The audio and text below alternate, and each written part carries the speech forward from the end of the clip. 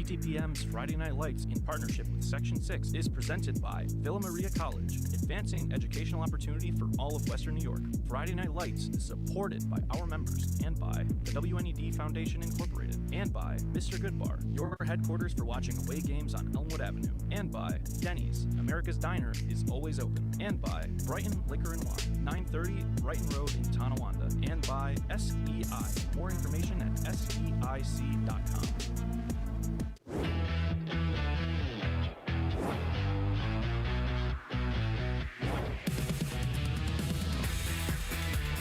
Hello friends, Jack Kreuzer and Jim Monis with you for BTPM's Friday Night Lights, a collaboration with Section 6, presented by Villa Maria College. Well, week 2 brings us to Springville-Griffith Institute for a C-South divisional battle as the Griffins host the Salamanca Warriors. And a homecoming game for Springville tonight, which means Salamanca is going to get their best effort tonight. And you can't have slip-ups. You need to stay focused with the young quarterback and make sure you get him easy completions early. Salamanca comes into this game riding a 17-game win streak against Section 6 opponents. That dates back to October of 2023. When we were at practice earlier this week, we saw what makes them so successful almost immediately. They look like a veteran team that practices the same every day with a faceless opponent. They don't care who they play. They show up and practice hard because that's how they believe to win, because their coach has installed that in them and they believe in their coach. A 19-13 win over Olean in week 1 for the Warriors. Seventh-year head coach Chad Bartozak told us while they graduate a lot of seniors from last year, this year's team has to play the same fast, physical style of football. The brand of Salamanca football we have to continue with is fast and physical, explosive, disciplined. We made a bunch of mistakes in terms of techniques and X's and O's because we're young. We're starting a lot, sophomores, new kids, but we have to play that brand of football. We're going to fall. We're going to fall to the side. Our league's too tough. Our spotlight players tonight for Salamanca are senior running back Jesse Hill, senior left tackle and defensive end Evan Spruce, and their first-year starting quarterback, senior Peyton Bradley. The first thing I noticed with Peyton Bradley is the size.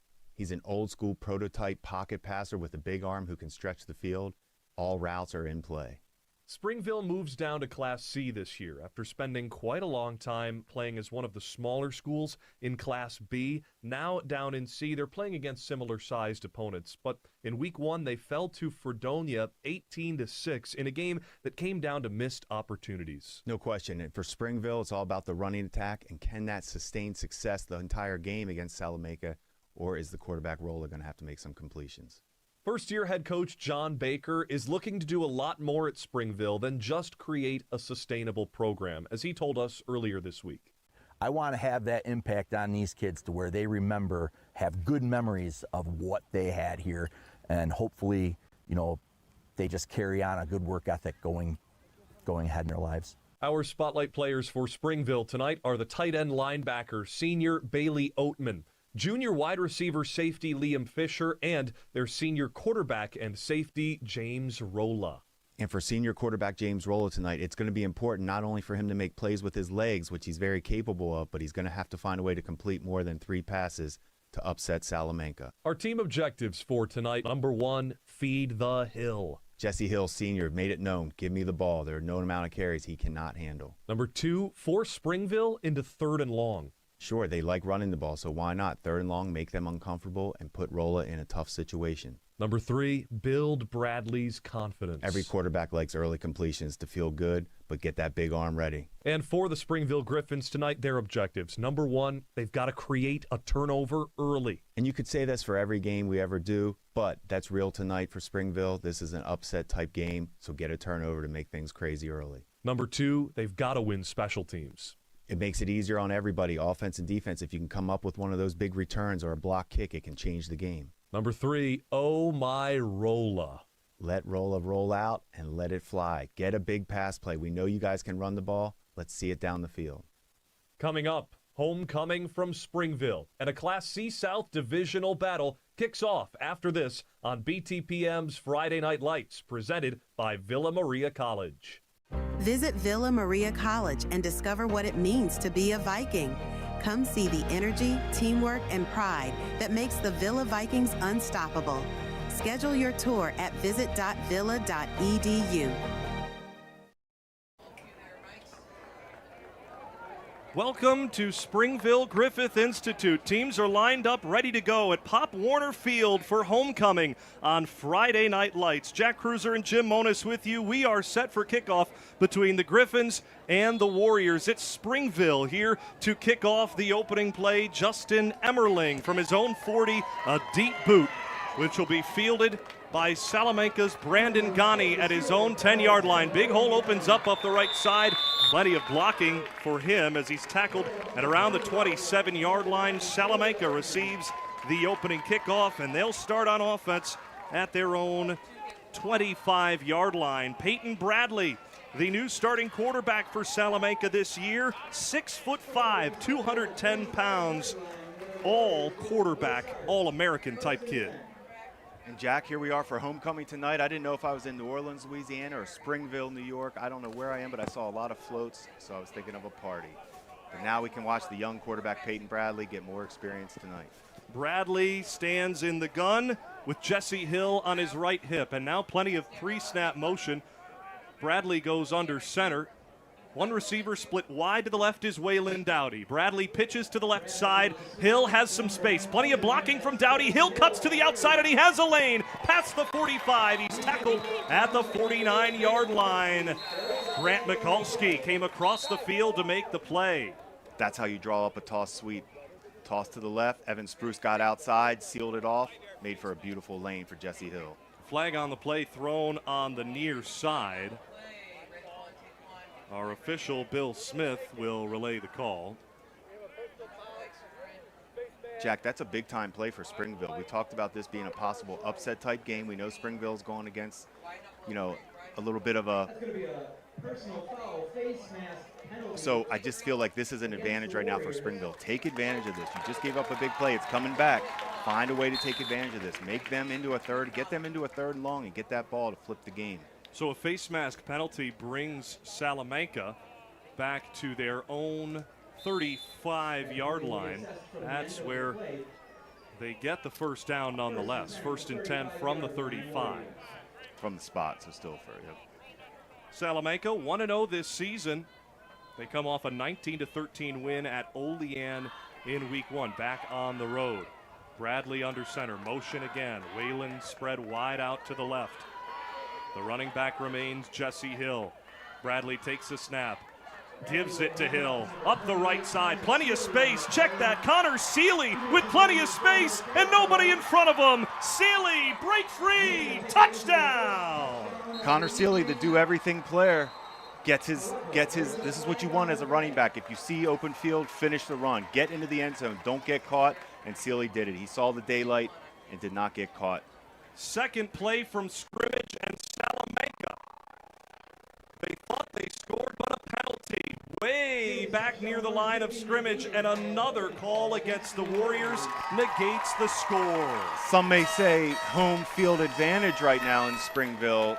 2 big plays called back on penalties. Springville getting the home calls right now, keeping them in the game. But Jack, these holes are enormous. They're getting what they want on the first 2 plays. Just like you draw it up, there was 0 resistance from Springville on either play. Homecoming at Springville, perhaps a little magic in the air for the Griffins, who lost their week 1 opener to Fredonia last week here at Springville-Griffith Institute. Fans are ready for an upset win tonight. It'll be 1st and 5 from the 40. Replay of the down. But again, the touchdown wiped away for Connor Seeley. Would have been his 2nd of the season. Spread formation, 2 receivers either side for 1st and 5. Bradley takes a snap in the gun, hands it off up the middle. Hill falls forward toward the 45-yard line. He is stopped. Felix Lewis, the defensive end, at 6'4", makes the play to bring up 2nd and 1. Liam Fisher crashing down as well. That was a good effort by Springville's defense to get in there and be physical. They're going to have to earn this first, 2nd short. Well, this offensive line for Springville, 2 sophomores starting, including Kaysen Hardy on the right side at right tackle, 6'2", 265. That's That's a player, Jack, I want to watch more tonight. Hardy, a young right tackle who has all the size and makeup that you see. You don't see young guys start like that on good football teams, so he's got to pay attention to. Second down and 1 at the 45. Bradley fakes the give, keeps it, and runs up the right side. He trips right at the line of scrimmage, but his 6'4" body falls for about 5 yards and a first down for Salamanca right at midfield. When you're that tall like Bradley, as a runner, don't try to make people miss. You're giving up too much body surface. Just go straight ahead, fall forward, gain those extra yards. I like the way he ran there. Very calm. Bradley still yet to throw the ball on this opening drive. Salamanca moves the sticks, 1st and 10 at the Springville side of the 50 at the 48. In motion from left to right is Weiglein Dowdy. Bradley takes the snap, handoff, left side for Hill. Bounces off one tackler, then meets the bodies in the box. Springville all over it. Ty Ruland, the first to make a hit. He's the first, and Liam Fisher is finding a way. He is crashing down every time, trying to get in on every tackle. I like the way Springville's competing right now. It's a gain of 3 for Salamanca. 2nd and 7 from around the 45.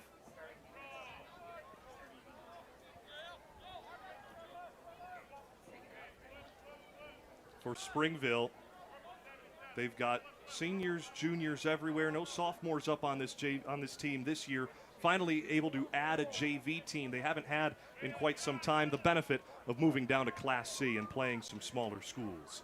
2nd down, 6 to go for Salamanca at the Springville 44. Pitch to the left, Hill. Met in the backfield and taken down on the left side. Bailey Oatman from the defensive end spot makes the tackle, and a loss of 1 for Salamanca to bring up 3rd and long. That's how you trigger on defense. Oatman read it and shot his... he shot the gap and made the tackle on Jesse Hill, who was definitely confused. He did not think. He thought he had room to run. Oatman caught him by surprise. 3rd down, 7 to go for Salamanca at the Springville 45. This opening drive, thought it was over in 2 plays when Connor Seeley broke for a touchdown. That rushing touchdown was called back for a hold. Now 3rd and 7 for Salamanca at the 45. Bradley rolls to his right, has time, throws over the middle, and it's caught. Cameron Bowser up the right side, and he beats the defender at the 10. Bowser's touchdown! Salamanca strikes first on Springville's homecoming. 6-0 Warriors. Just a little sprint out to the right, a little pick route against man coverage. Nice accurate throw by Bradley to keep him moving right up the sideline. Missed tackle by Springville, which has led to the touchdown. Nice job by Bradley to deliver an accurate throw on the move. It was going to be a first down. Should not have been a touchdown, but the missed tackle, 6 points. First career varsity touchdown for the sophomore, Cameron Bowser. And Salamanca lines up for the extra point attempt. And I like the design of that play. The design was to get the first down. It wasn't to score a touchdown. They were trying to get Bradley the completion, keep the chains moving. It turned into a touchdown, but nice job. Extra point attempt is no good. Wide to the right, and the score will remain 6-0. So Peyton Bradley, you want him to build some confidence, Jim. He does that with a 45-yard touchdown pass on 3rd down, no less, to the sophomore Cameron Bowser. Yeah, it was just his, Bradley was under control. He wasn't panicking on 3rd down. He didn't try to fire it in there. He showed a little touch and accuracy on the move. I like the way that the offensive line is blocking. They're dominating up front. Bradley had plenty of time. He wasn't flustered. The running backs have gaps. There's plenty of holes right now. Springville's going to have to find a way to cause that turnover that we talked about. Some type of crazy play to flip this game. Salamanca made you be too big up front to consistently try to stop them. Time for the Denny's kickoff. Kickoff brought to you by Denny's. America's Diner is always open. Springville to receive to our left, Grant Mikulski. Deep at his own 10-yard line, set to receive the kick from Eaton Chuddy. Chuddy, the junior, just missed that extra point kick for Salamanca. Man, at some point, this is only week 2 that I've watched these games, but going for 2 to me in high school is well worth it. Is well worth your time and effort. These kicks are not guarantees. The Denny's kickoff High in the air from Chuddy, end over end but short. It bounces at the 23 and scooped up by the up man for Springville, pushed toward the out-of-bounds line on the far side as Liam Fisher returns for about 10 yards. Springville's offense takes the field, 1st and 10 at their own 34-yard line. James Rolla, the 6'2 senior quarterback, has only tossed the ball 6 times this season. He was 3 for 6 in week 1 in the Griffins' loss against Fredonia. The dual threat quarterback, we know that, and he prefers to run, but he's going to have to find ways. We saw it on tape. He can make throws down the field. He has a live arm. He just has to be more consistent with his decision-making and eliminate the interceptions. 1st and 10 at their own 34-yard line. Aiden Diermeyer gets the start at running back on the right hip of Rolla. The ball is low, fumbled on the snap, recovered by Rolla, picks it up and throws down the right sideline. A deep pass, and it's incomplete. Oh, it was well short of the intended target as Grant Mikulski leaked down the right sideline, and visibly he was upset that ball was short from Rolla. Great design, first play of the game. They thought about it all week. It should have been a touchdown. Bad snap caused problems. Too bad overthrow, or underthrow I should say, just never was quite right because of the snap, and Rolla never felt comfortable and underthrew that thing, but wide open. He was wide open down the field. Brendan Ghani, he bit on the bad snap and definitely came up wide open. Missed opportunity. 2nd down, 10 to go for Springville at their own 34. Rolla in the gun. Mikulski in motion. It's a handoff to Diermeyer up the left side, gets 3 yards and then meets a pile, including the middle linebacker Thomas George, who pushes the pile all the way back to the original line of scrimmage. It'll be a gain of 3 on 2nd down. That's called stopping the runner on contact. Nice job by Thomas George to fill the hole. That was a straight just dive. Ended it on contact. But nice 5-yard pickup right up the middle. Good tackle by Thomas George. I like that hit. Thomas George, a returning starter for Salamanca's defense, had a fumble recovery in week 1 in the Warriors win at Olean. James Rolla. Here's a big situation early, down 6-0. First drive of the game for Salamanca. 3rd down, 5 to go from the 34. Or 39 rather. Rolla tucks it and runs up the right side, gets the 1st down, and he paid a price. The 6'2 sophomore D tackle Warwick John came from behind and brought him down, but it's a 1st down for the Griffins. And that's what gets you with the dual threat quarterbacks. He gets his legs and gets the 1st down like we talked about. Now he's a little shook up after this play, but he's going to stay in there.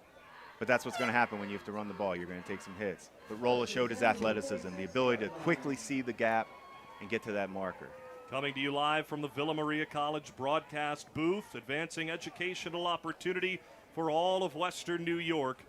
1st and 10 for Springville from their own 46-yard line, trailing 6-0 in this game. That score brought to you by Mr. Goodbar, your headquarters for away games on Elmwood Avenue. In motion right to left is Liam Fisher on 1st down, a flag before the snap, and a false start against Springville.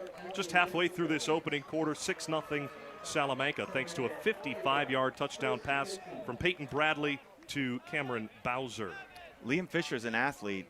I don't know if they called him for the motion right there, but Fisher's a guy I'd like to see them try to get the ball to. They did last week, and they will in this game. But he's a playmaker, and they need to start letting these guys make plays because they're hanging around right now. They got to get rid of this penalty and get this 1st down. First penalty of the game against Springville, 1st and 15 from their own 41. Fisher in motion, right to left. Rolla gives it up the middle, dive forward for those 5-yard backs. That is Grant Mikulski, and it's Connor Seeley who meets him at the original line of scrimmage. Gain of 5 to bring up 2nd and 10. Seeley, an athlete, took for the touchdown at running back. Here he is at strong safety, outside linebacker, however they position him. But he's tough. He's inside making plays, and we know how tough he is. We spoke to some of the coaches at practice this week. His name came up plenty as far as when we asked who's tough. Connor Seeley's name. 6 total tackles last week at Olean for Seeley. The reigning regional champs went undefeated until the state championship last year on defense is Salamanca. 2nd and 9 for Springville. Handoff. Mikulski got a hole up the middle. He's got the 1st down. Taken down at 39, or check that, the 41-yard line as he enters Salamanca territory. Connor Seeley again makes the play down the field, but nice give right up the middle. Grant Mikowski is a tough runner. We saw it last week and we're seeing it again. He's going to get what's given to him, but he's going to hit the hole with authority, and that's how you run the ball and gives. The Salamanca student section with their boom whackers of purple this game, able to swing those around and make some noise on the Griffins' opening drive. Another first down, controlling the clock. Down under 5 minutes to go in the opening quarter. 6-0 Salamanca the lead. 1st and 10 for Springville at the Warrior 40-yard line on the right hash. Rolla takes the snap, fake of the give, throws the screen to the left side, caught by Fisher, jukes one defender, cuts to the middle, gets shoved forward, stays on his feet, and is tumbled down as he got undertowed, and a flag comes after the play was over as Fisher gained about 4 yards on first down. A face mask call against Salamanca will move the ball even further for Springville as early penalties against Salamanca are starting to rack up. Just what you need on this drive. Keep the chains moving, get the playmaker the ball, let him get some work, get that rust off for Fisher. I like the way he ran the ball tough there. Now he's limping, he's fighting through it, he's going to stay on the field. But just a quick little play action, get rid of the ball, let the runner make a play, make somebody miss. Nice tackle. Should have only been a 4-yard gain. Liam Fisher, he is shifty when he gets into space. Last week here against Fredonia, 2 catches for 48 yards. And that tells you, a player like that, you want to force the ball in his, get the ball in his hands, see what else he's got this week. That was a nice start to the season. 1st and 1 after the penalty yardage against Salamanca. Springville 1st and 1 at the Salamanca 31. Rolla rolls to the right, has time, chased out of the pocket, now heads upfield, gets out of bounds as he was chased. Little hitch corner route, staple in passing game. Roll out, wasn't there. Roll inside just to keep it and gain yards. And that, once again, we're going to keep talking about the dual threat quarterback. Adrian Taylor was the one that chased him out of bounds. It's a first down for Springville. Their 4th of their opening drive this game. Springville 0-1 this season so far. Another first down for the Griffins down in Class C South this year. A look at their starting offense. They're without Cole Gable, listed as a starting running back. He's out this game, not wearing pads on the sideline. So Grant Mikulski, Aiden Diermeyer are in the backfield for 1st and 10 at the 25. It's a handoff for Mikulski up the middle. He just turns his back into the wall at the line of scrimmage and maybe gets 1. Yeah, Salamanca's big up tough. They're going to have a tough time winning that way. But that's good. You have to test them in there because they've tried to get the edge a couple times with rolling him out. So some gives is good sometimes. Salamanca's defense, Evan Spruce at defensive end, one of our spotlight players this game. 6'3", 245, plenty of size all the way across the D-line for Salamanca. 2nd and 9 for Springville at the Warrior 25. In motion from left to right is Ty Ruland. Fake of the give. No, it is a handoff for Mikulski, but bad decision there. There was no good decision on the option as he is met at the line of scrimmage, and it's a loss of 1. Rolla and Mikulski both swarmed on that one. Yeah, Rolla had his choice there, keep it or give, and he gave it. He didn't like it for him to keep it and get the outside, but there was nothing there either way probably. And that's what I said. It's going to be tough to make a living just giving dives. They're going to have to get creative and get outside a little bit. 7th-year head coach Chad Bartosek on the other side. 47-17 record for Bartosek and the Warriors since he took over 7 years ago. Quite impressive. Coming off back-to-back state semifinal runs. Last year, lost in the state championship to Schuylerville in the Class C state title game in Syracuse. Springville faces 3rd and 11 at the Salamanca 27. Rolla looks to his left, under pressure, and he's taken down for the sack. Adrian Taylor came from the outside linebacker position and jumped on Rolla's shoulders to bring him down to force 4th and long. Not sure why Rolla held on to that ball. He had Fisher on a little swing screen design, and he didn't like it, but there was room for Fisher to catch that and make a guy miss. I was surprised Rolla didn't throw that.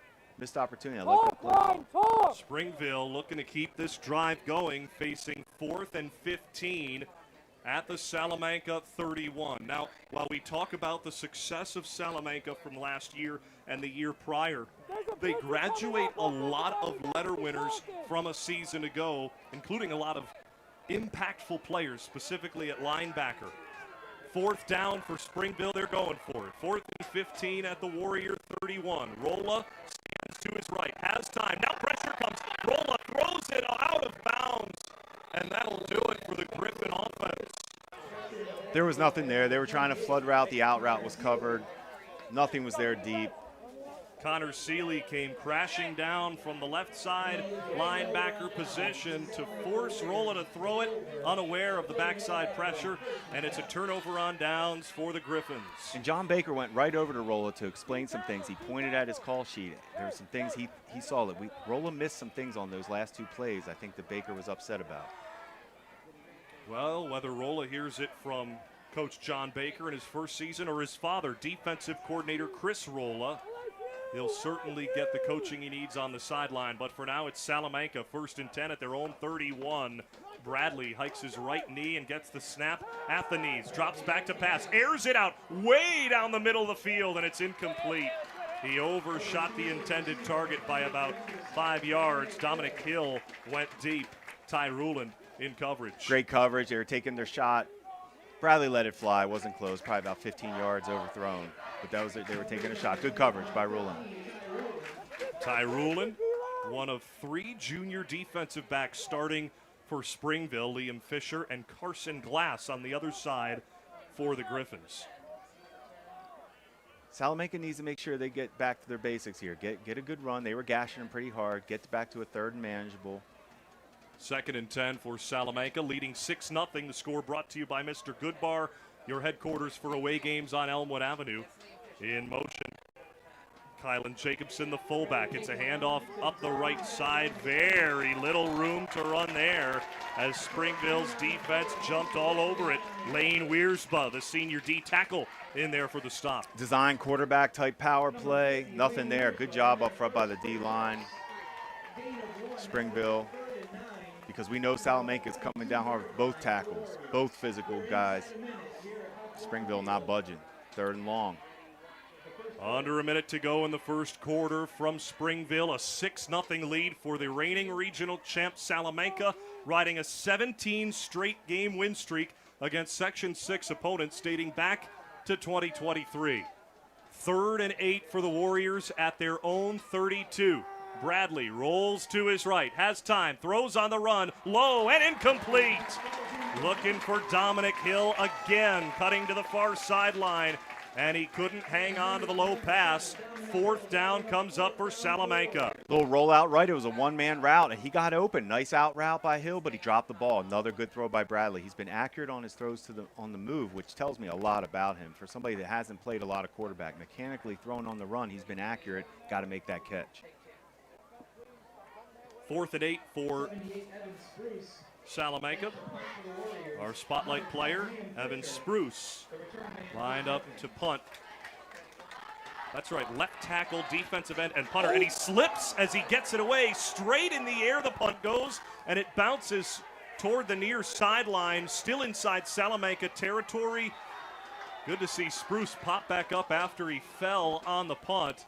Some collisions after the whistle, no penalty thrown, and Springville, well, some positive news. First, you move the ball on offense on your first drive. Sure, they were stopped for a turnover on downs, but then forcing a 3-and-out against this Salamanca offense, there's so much confidence in purple and gold right now. And we talked about special teams and keys to the game. There it is. There's your first mess up. You have a gift of field position. Find a way now. Get this first down. 15 seconds to go in the first quarter. 6-0 Salamanca. The score brought to you by Mr. Goodbar, your home for away games on Elmwood Avenue. James Rolla, after a poor decision on 4th down, forced the turnover on downs. Springville's last time out, stands in the gun. 1st and 10, still inside Warrior territory at the 47-yard line. Rolla takes the snap, handoff right side. Not a lot of room to run for Aiden Diermeyer as he gets undertowed and then cleaned up top. Evan Spruce got him down low. Connor Seeley tackled his shoulders. Connor Seeley's all over the place. That run was dead from the start. Nothing there. Blew it off the ball. 2 guys waiting for him on the give. That'll do it for the first quarter. Springville trails just 6-0 to Salamanca after one quarter of play on Friday Night Lights, presented by Villa Maria College, advancing educational opportunity for all of Western New York. Second quarter and Springville's offensive drive after we come back. Visit Villa Maria College and discover what it means to be a Viking. Come see the energy, teamwork, and pride that makes the Villa Vikings unstoppable. Schedule your tour at visit.villa.edu. What if your spare change could help protect the public media you love? When you link your Visa or MasterCard at btpm.roundforgood.com, your everyday purchases are rounded up to the nearest dollar. At the end of the month, that change becomes one simple donation to Buffalo Toronto Public Media, fueling public media and strengthening our community. One cup of coffee, one grocery run, one roundup at a time. You're in control. Pause or cancel anytime. It's simple. It adds up. Small change, big impact. Listen to BTPM NPR wherever you are on the BTPM Listen app. Find it in the Google Play Store and the Apple App Store. Support for Buffalo Toronto Public Media's Friday Night Lights comes from our members and from Mr. Goodbar, your Elmwood Avenue home for football and more food, beverage, and atmosphere. At 1110 Elmwood Avenue in Buffalo, Mr. Goodbar, home of DJ Crespo's away game viewing parties. We love a good tote bag, but at times like these, there's nothing like wearing your values. Support public media by buying a t-shirt with a side of resistance. Visit btpm.org/t-shirt. Presale ends Friday, September 19th. Listen to Buffalo Toronto Public Media The Bridge wherever you are. Search for the BTPM Listen app on all your devices. Support for Buffalo Toronto Public Media's Friday Night Lights comes from our members and from your local Denny's. America's Diner is always open. Denny's salutes Section 6 student athletes, serving you with 18 locations throughout the region. Catch up on the latest from Buffalo Toronto Public Media on our YouTube channel. While you're there, don't forget to subscribe so you never miss an update. Welcome back to Pop Warner Field in Springville, New York. 6-0 after one quarter of play. The Salamanca Warriors with the 6-0 lead after one. So this a new divisional battle this year. Springville used to playing in Class B the last 4 seasons, now down to Class C South, and this is a divisional game with them and the Salamanca Warriors. Let's take a look at the standings in Class C South after 1 week of play. Fredonia is who beat Springville in week 1. That was a tight contest, 18-6, and that was the only divisional game in week 1 in Class C South. Jim, we saw Chautauqua Lake Westfield Brockton during the offseason. They look really good this year. You got to look out for Southwestern Frewsburg as well in Class C South. And Portville, always a good test. We're set for the second quarter. Springville driving after forcing a 3-and-out on Salamanca just at the end of the first quarter. Second down and 14 for Rolla and the Griffin offense. He rolls to his right, pass tipped and incomplete as it landed out of bounds off the hands of Bailey Oatman on the far side. And now a big situation, 3rd and 14 for Springville right near midfield. Almost same play that Salamanca had, just a nice little flat route, dropped a little sideline. They had him wheeling up the sideline on a little flood rollout. Nice play by Rolla, drop ball. Jack Kreuzer and Jim Monis with you on Friday Night Lights, presented by Villa Maria College, advancing educational opportunity for all of Western New York. 3rd down for Springville, and they haven't aired it out just yet since really the first play of their first drive. 3rd down and 14 from the 49. Rolla in the gun. 2 receivers to the right. Rolla runs that way with pressure coming. The blitz put on, and Rolla is taken down and out of bounds. Dominic Hill came flying in from the safety position and chased Rolla all the way to the sideline, and it'll be a 3-and-out for Springville in response. 3rd and long, and you're sprinting out to the short side of the field. That makes it tough sometimes. It got real close. There just wasn't a lot of room to work and find the open space down the field. And if they're not going to feel comfortable in the pocket, protecting, that's why they're rolling out so much. Salamanca's coming with heat up the middle. 4th down and 14 for Salamanca right near midfield. And this will be punt time. First time today for Springville, and that's a win for the Griffins.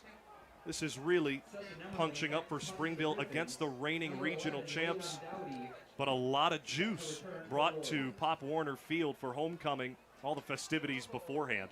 4th and 14, punt gotten away by Fisher, and it rolls toward the 30-yard line and beyond it, out of bounds there on the right side. So plenty of games to talk about across Western New York this week in Week 2. Last night, Jim, you saw a good one between Iroquois and Depew. The Red Hawks of Iroquois in Class B2 get the victory 40-20. There was some playmaking going on. Both Depew and Iroquois quarterback-receiver combos were putting on a show last night. Lancaster Orchard Park are tonight. Same with Maritime Tapestry, Eden North Collins, and Clarence Sweet Home, and West Seneca West at Kenmore West tomorrow afternoon. Some great football across the region this weekend in Section 6. 1st and 10 for Salamanca at their own 28-yard line. Peyton Bradley under center. Jesse Hill 5 yards behind him, the tailback. It's a fake of the give, roll to the right, under pressure. Bradley gets the pass off in time to the near side, and a first down for Salamanca. Out of bounds at the right sideline goes Cameron Bowser, the sophomore. Another throw on the move for Bradley, a little bit behind Bowser, but nice catch, and he immediately gets upfield. They have a nice little combo going on these rollouts in the flat.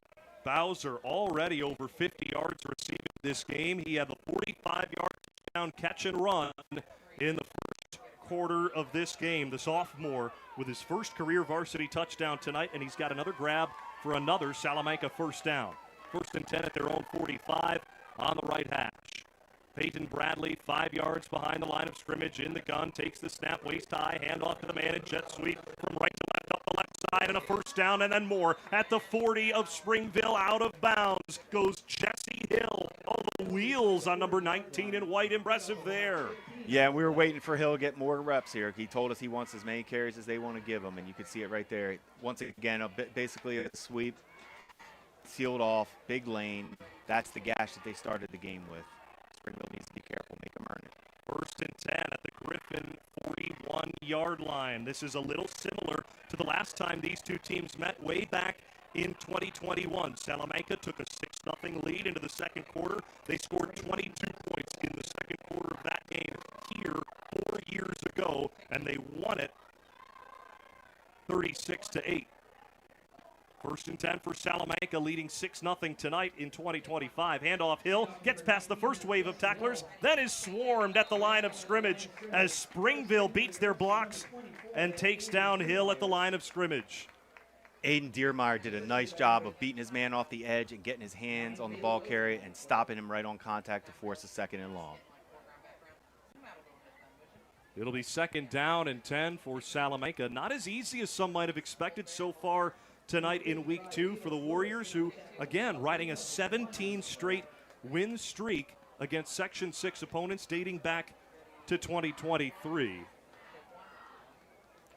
Springville really showing a lot of fight so far. 2nd down, 9 to go for Salamanca at the Springville 40. Bradley rolls to his right, pressure coming behind him. Pump fakes the pass, rolls to the sideline, continues to fight forward as he's tackled from behind and taken out of bounds by Felix Lewis. So once again, they're rolling out to the right, a little pick route, but Springville did a nice job of switching. There was nothing open, no force by Bradley, and get what's given to him. Grant Mikulski also coming across from middle linebacker to make the play. 3rd down for Salamanca. Springville got a stop as their defense was on the field the last time. They're on BTPM Create.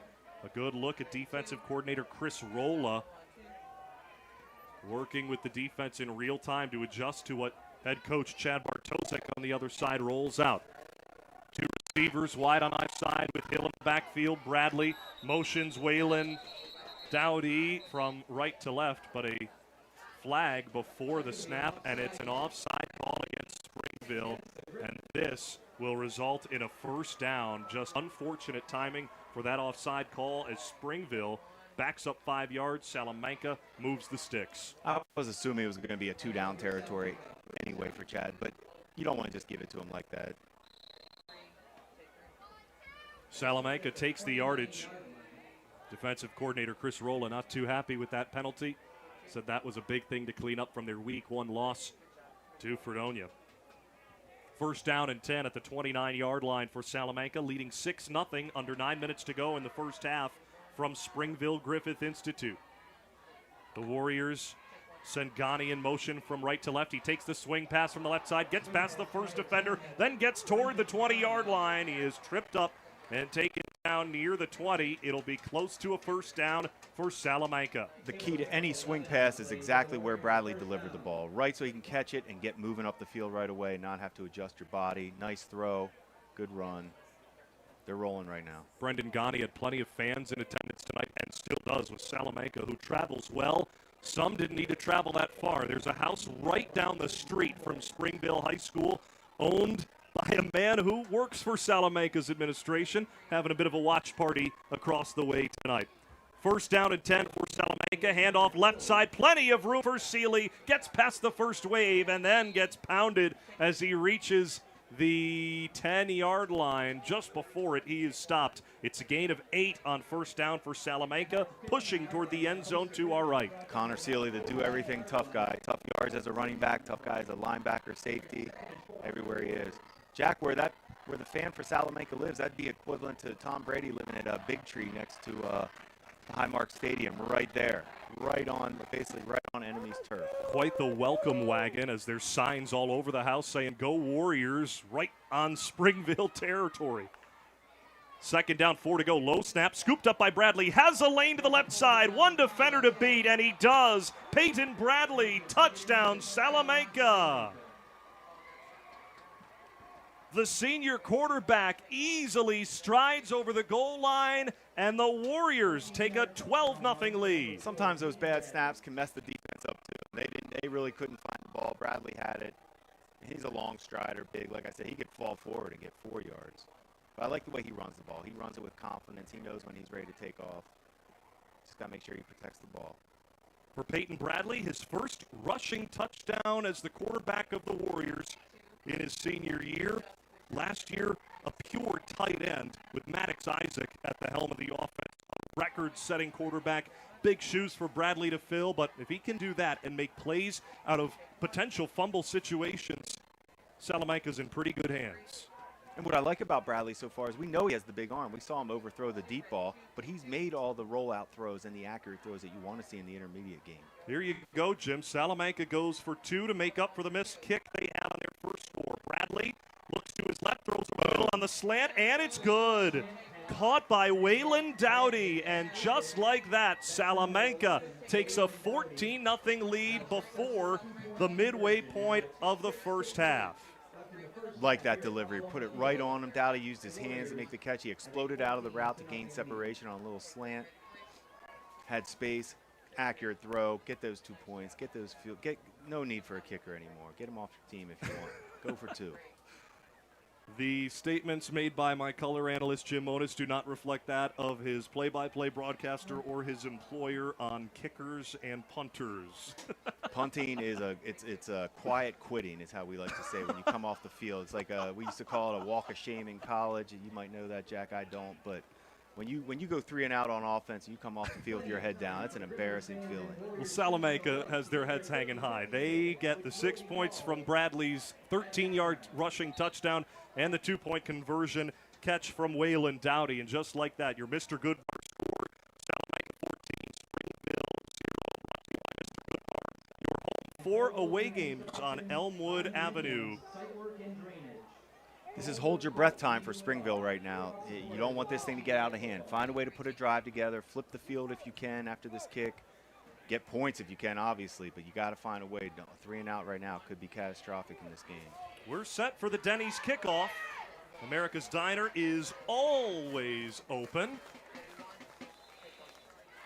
Easton Chuddy from his own 40, kicking left to right, and the kickoff is a low liner that goes deep into Springville territory, bounces to the 20-yard line, scooped up by Mikulski. Jukes to his left. He's surrounded by white jerseys, and he pops free. Oh, there goes Grant Mikulski. He breaks another tackle to the 40. Looking toward the 50. He trucks over another defender out of bounds. Oh, what a spark of energy from Grant Mikulski, but a flag is down at the 30-yard line.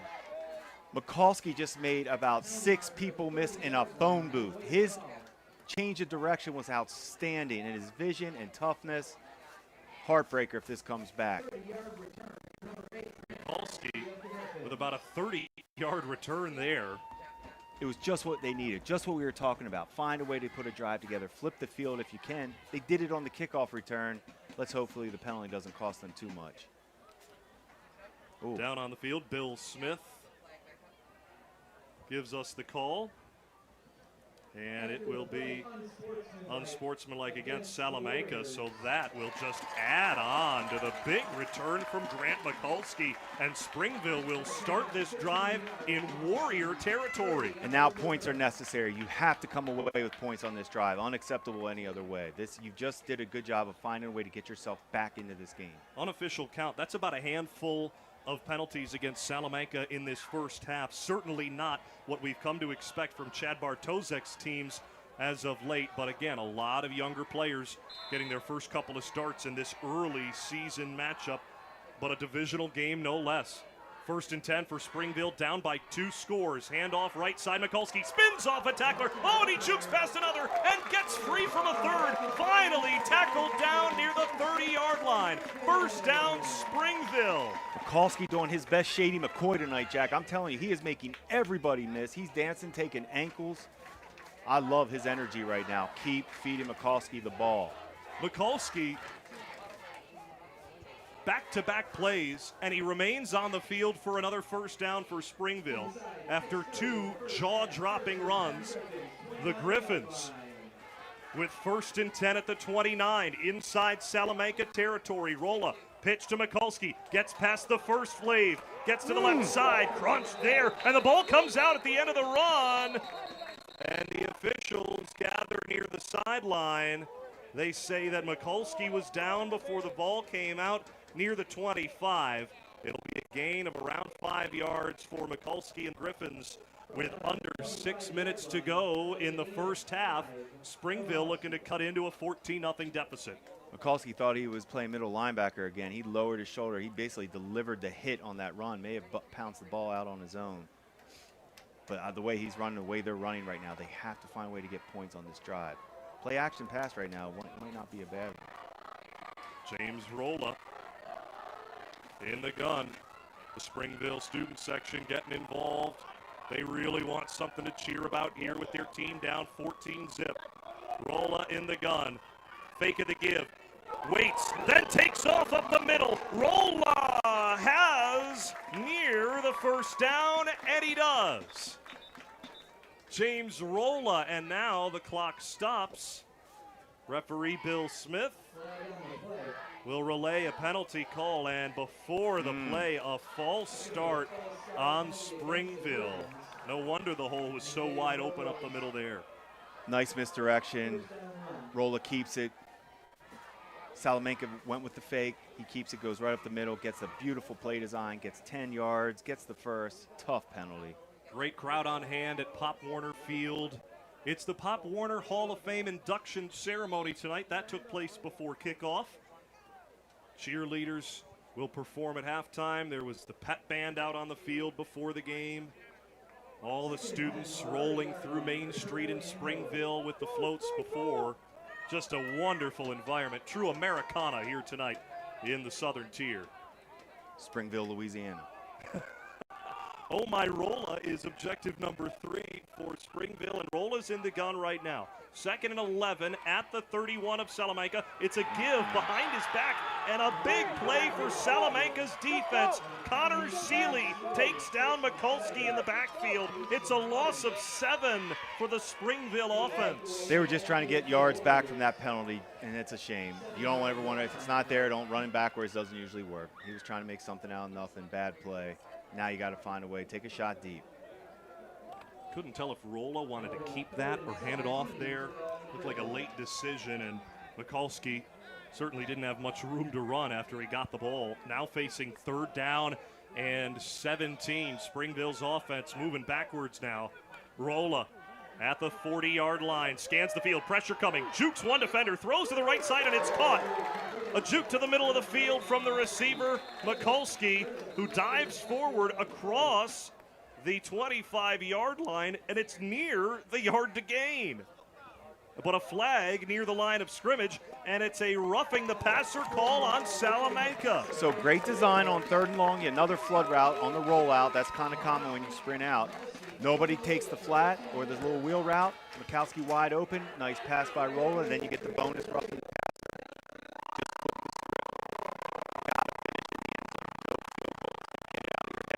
Get in the end zone. Silly string being sprayed in the air in the Springville student section. Again, they're just waiting to burst for a touchdown here, trailing 14-0 under 4 minutes to go in the first half. And they get the ball to start the second half, as we know. So a touchdown here, and if you can hold on, this is a chance for you to flip the game. 1st and 10 after the roughing the passer yardage assessed against Salamanca. Again, nearing half a dozen penalties for Salamanca in this first half unofficially. Rolla in the gun. 1st and 10 at the 11. Swing pass left side, and it's dropped. Ty Rulin just couldn't hang on. Yeah, tough one. Nice design to get some yards. Just a quick hitter, receiver screen, roll rocket, catch it. It's a tough catch for receivers. You got to have strong hands. You want to run through the ball. The junior Rulin, just a couple catches this season. He didn't have any last week. He had one earlier this game.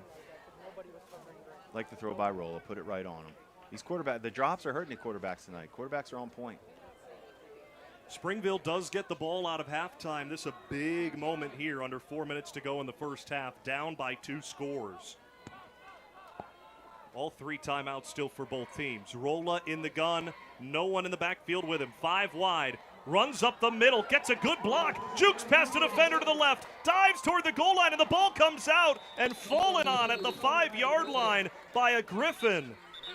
Oh, chaos near the goal line for Springville. Luckily, the sophomore left tackle, Adrian Jordan, came away with the football. Rolla put it over like he thought it was a touchdown. And the ball popped out when he got hit, but if he did not score. Flag on the field at the near sideline at around the 14-yard line. So Bill Smith will give us another call here.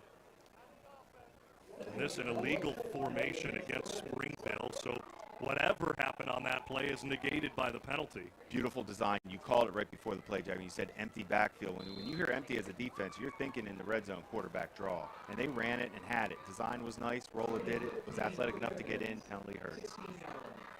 2nd down, 14 to go now for Springville at the 15-yard line. Rolla now has Mikulski on his left hip. Takes a high snap, gives it to Mikulski, jukes to his right, goes up the middle of the field, past the 5-yard line, and he's crunched there. A good game to get the penalty yardage back for Mikulski, and Springville's inside the 5 for the first time tonight. Rolla did a great job of handling a high, fast snap, caught it, and got the ball into Mikulski right away so he could make somebody miss and get down the field and gain extra yards. These two have it going right now. We've been blessed with great running back play so far. I'm seeing a little Kyvon Pitts in Grant Mikulski so far with some of these cuts he's putting on the Salamanca defense. I tell you what, you combine those two, it's a scary combo with their skill sets. Mikulski in the backfield on the right hip of James Rolla. 2 receivers split wide to the left. Now Roland moves all the way to the right in motion. High snap, Rolla handles it, handoff. Mikulski left side, pile pushes forward near the goal line, awaiting the signal. Mikulski ruled just short, and it will be 4th down.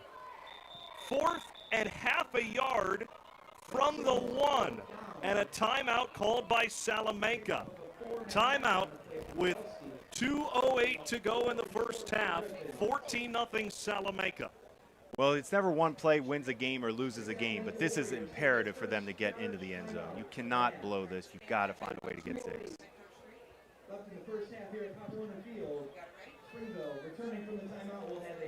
So this is a big opportunity for Springville. Like you said, they've got the ball to start the second half.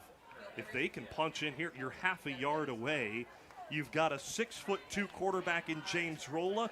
Do they have a tush-push in Springville? I didn't see any on tape last week against Fredonia, but perhaps that's something that first-year head coach John Baker has been holding in his back pocket. That play takes more work than people realize. It's not just a quarterback sneak. There's things that take practice with that play. So I don't think they have the time or energy to put in a tush-push, but they have the quarterback to get in the end zone. Springville means football means a good bit to Springville, and Coach John Baker told us a lot about how football is just immersed in this community around SGI. He played here in the 90s, went on to coach here for over 20 years now. Just football at its finest in really the heart of Western New York. And now everyone in this community standing on their feet on the near bleachers as Springville faces 4th and 1 from the 1. Rolla under center, gives it Mikulski right side at the goal line, and he is in! Touchdown, Springville! Cue the light show!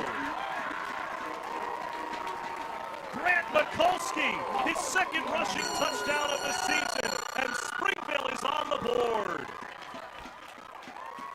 Everything we just talked about came true. They have now given themselves a chance to get back in this game. What an unbelievable drive, take advantage of things. Mikulski was a stud on that drive. He put the team on his back.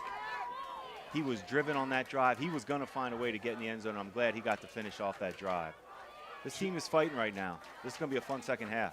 2 minutes and 2 seconds still to play in the first half. Springville to attempt the extra point kick.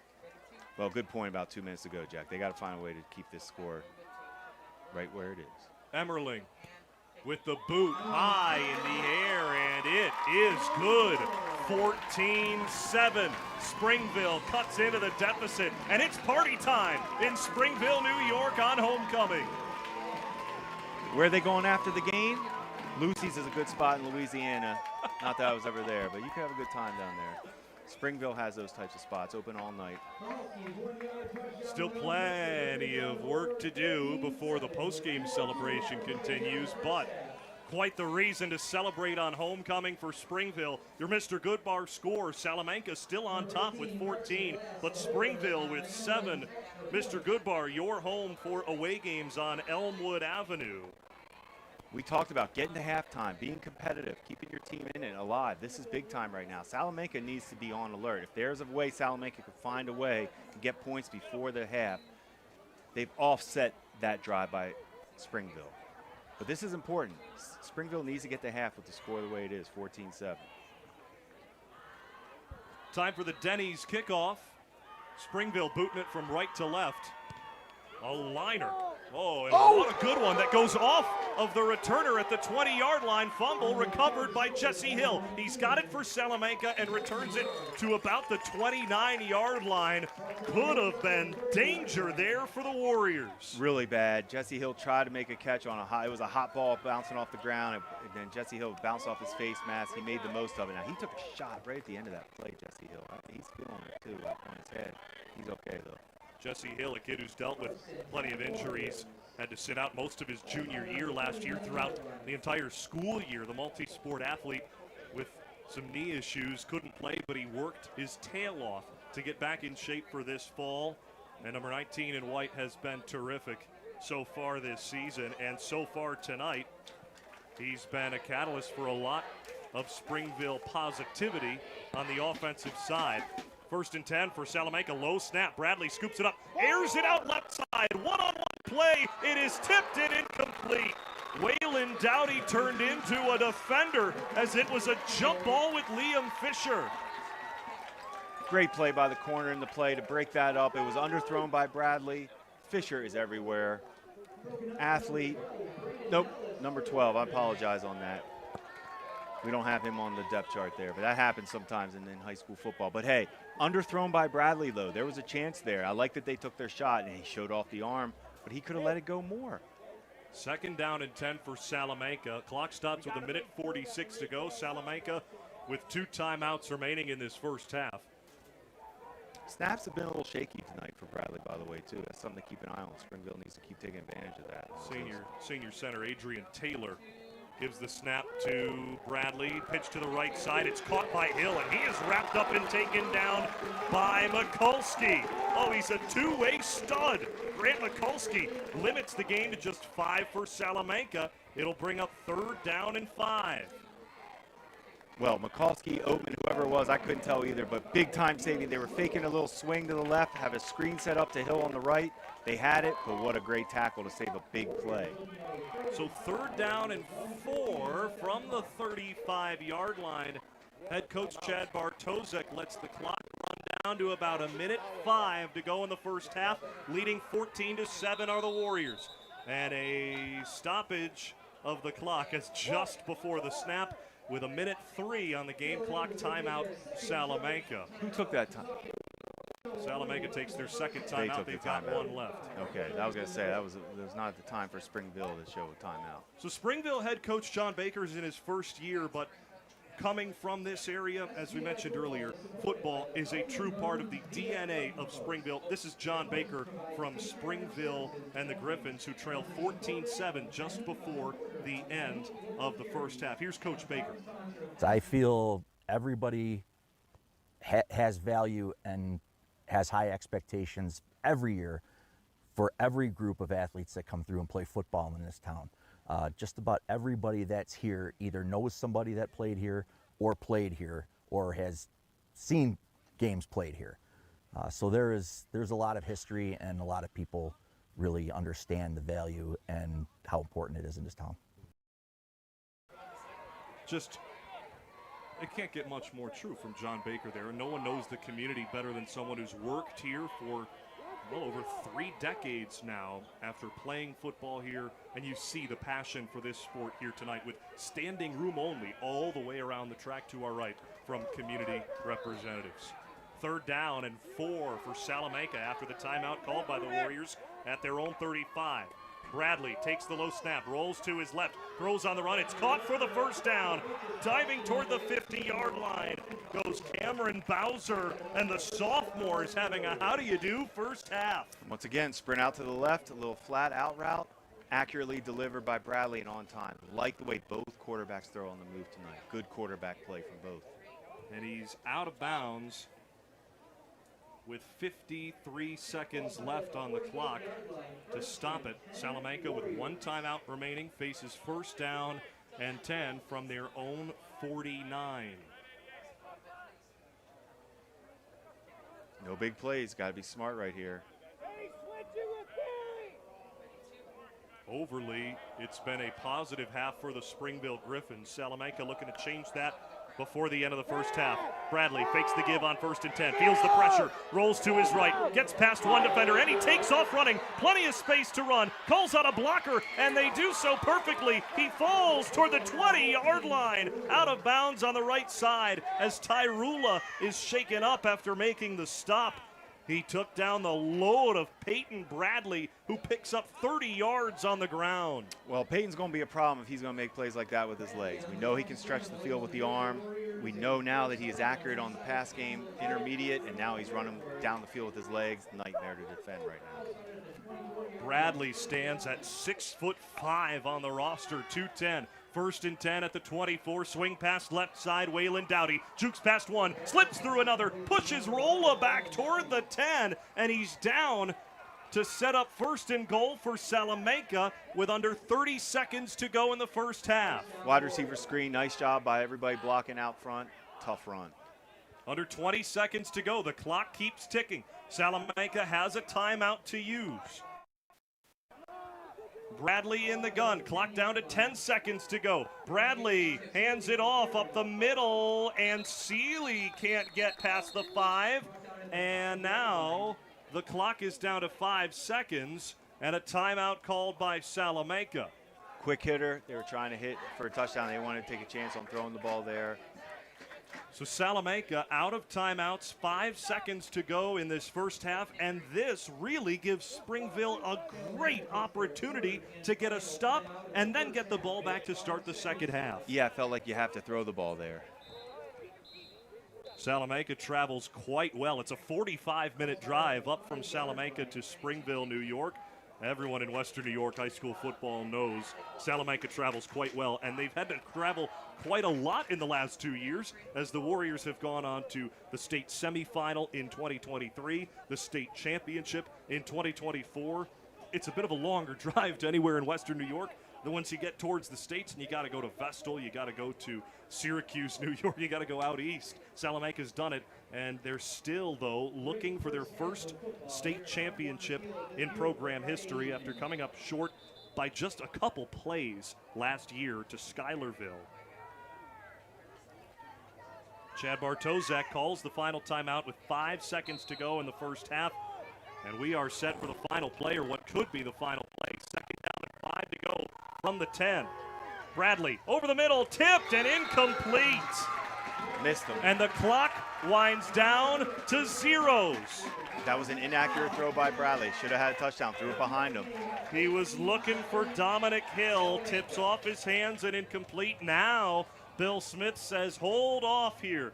Don't let the band and the cheerleaders on the field.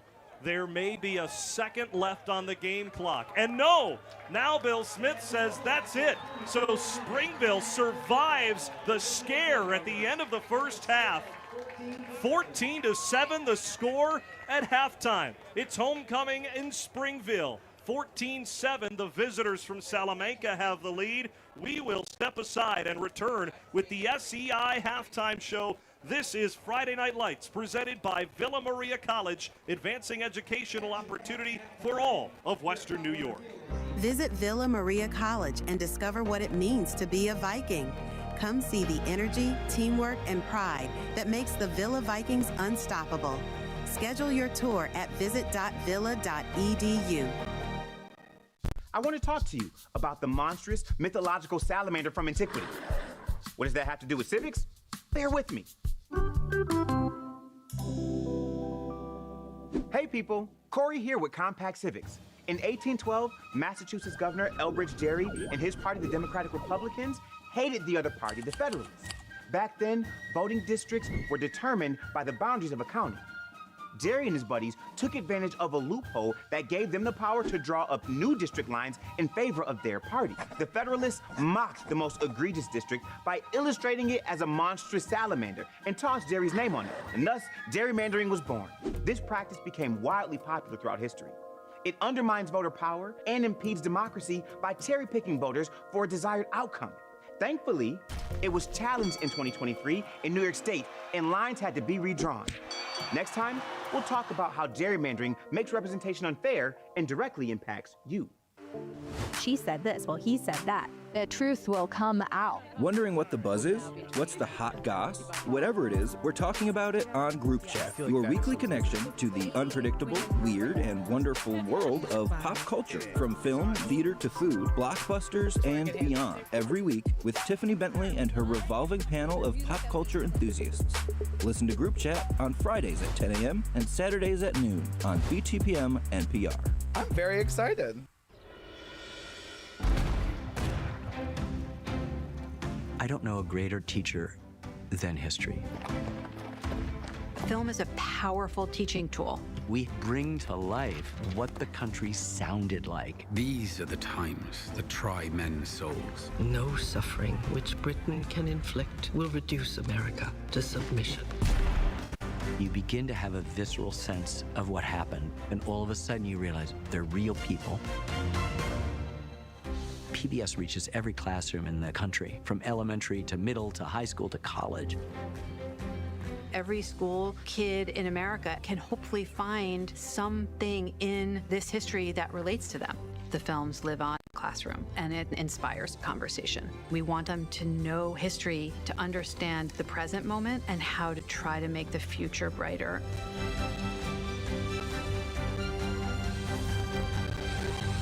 Support for Buffalo Toronto Public Media's Friday Night Lights comes from our members and from Mr. Goodbar, your Elmwood Avenue home for football and more food, beverage, and atmosphere.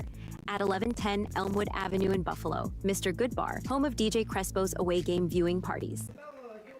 Welcome back to Pop Warner Field. It's halftime at Springville-Griffith Institute, and boy, do we have a great football game for you already on Friday Night Lights, presented by Villa Maria College. This is the halftime show presented by SEI. More information at SEIC.com. Welcome inside the Villa Maria College broadcast booth. Jack Kreuzer, Jim Monis with you. Jim, already Springville has to feel really good being down just 7 points after one half. Yeah, everything we talked about, they're kind of coming through true right now as far as getting to this halftime, how you're going to get there, compete. They didn't get that turnover, but a turnover on downs is the same thing. It gets you the ball back, flips the script, shakes the confidence a little bit at Salamanca. I like the way Springville's playing right now. They need to keep grinding the ball, feed Mikulski with the guys possessed tonight. I wouldn't even, if I'm Salamanca, I'd think about not kicking him. He is a hot hand right now. Well, we've got some other players to highlight. We'll certainly talk about Mikulski, Connor Seeley on the other side for Salamanca with a big first half. We'll talk about all those players in just a little bit on the SEI halftime show. But first, our across-campus and scholar athlete players of the week. This week's across-campus player of the week from Springville-Griffith Institute is volleyball and softball star Grace Ritchie. Grace's leadership extends far beyond the softball diamond and volleyball court. Known for consistency, uplifting teammates, and showing genuine empathy toward others, she embodies true sportsmanship and sets a powerful example for the entire Springville community. In the spring, she was the first student athlete to be recognized as an all-Western New York softball player. Currently, Grace is excelling on the volleyball team and has been instrumental in their early success. Our scholar athlete from Salamanca is Jesse Hill. He's been a consistent presence in the Salamanca football program since 7th grade. Now a senior, Jesse continues a tradition following his entire family who has played or coached for Salamanca football. This journey did not come without adversity, though, as Jesse had to sit out for most of his junior year with injuries that prevented him from playing at 100%. However, Jesse stayed positive and continued to work out and attend all practices to ensure he was ready to go for his senior year. On top of that, Jesse maintains a top 10 in his class 97 grade point average and contributes regularly to school club activities and community service. Our scholar athlete of the week from Springville is Landon Roy. He's a role model student for all of his peers, leading by example both in the classroom and within the athletic arena. With a 91 overall average, Landon is a scholar athlete while also being a three-sport athlete, playing football, basketball, and baseball for the Griffins. Landon is the go-to for his classmates as he has proven to be reliable and a friend who brings out the best in everyone. Support for Buffalo Toronto Public Media's Friday Night Lights comes from our members and from your local Denny's. America's Diner is always open. Denny's salutes Section 6 student athletes, serving you with 18 locations throughout the region. Listen to BTPM Classical wherever you are on the BTPM Listen app. Find it in the Google Play Store and the Apple App Store. What if your spare change could help protect the public media you love? When you link your Visa or MasterCard at btpm.roundforgood.com, your everyday purchases are rounded up to the nearest dollar. At the end of the month, that change becomes one simple donation to Buffalo Toronto Public Media, fueling public media and strengthening our community. One cup of coffee, one grocery run, one roundup at a time. You're in control. Pause or cancel anytime. It's simple. It adds up. Small change, big impact. We love a good tote bag, but at times like these, there's nothing like wearing your values. Support public media by buying a t-shirt with a side of resistance. Visit btpm.org/t-shirt. Presale ends Friday, September 19th. Catch up on the latest from Buffalo Toronto Public Media on our YouTube channel. While you're there, don't forget to subscribe so you never miss an update. Listen to BTPM NPR wherever you are on the BTPM Listen app. Find it in the Google Play Store and the Apple App Store. We are treated to quite the show for homecoming at Pop Warner Field. Springville-Griffith Institute, the marching band, that band out on the field currently. Flag twirlers out there as well. The cheerleaders are performing. It's a packed house at Springville-Griffith Institute. For halftime, welcome back to the SEI Halftime Show. More information at SEIC.com. 14-7, Salamanca the lead over Springville. And there's a lot of folks across Western New York right now who are scratching their heads saying, Jack Kreuzer and Jim Monos, how are the Springville-Griffins only down by 1 score through 2 quarters? The guy scratching his head the most is Coach Chad Bartosik over at Salamanca. I don't think anybody thought it would be 14-7.5. And this is what we talked about. This first drive coming out of the half, Springville gets the ball. Find a way.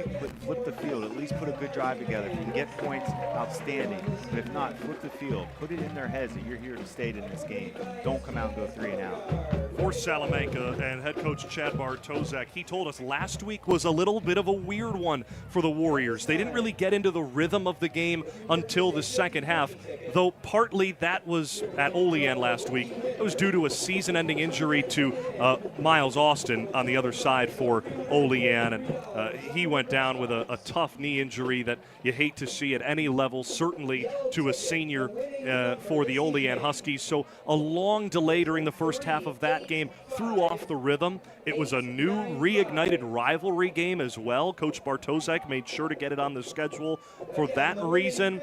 But he said last week the team didn't start to click till the second half. Maybe Coach Bartosik's a little bit more comfortable knowing that, hey, this year the Warriors might just be a second half team. Is it too early to say that?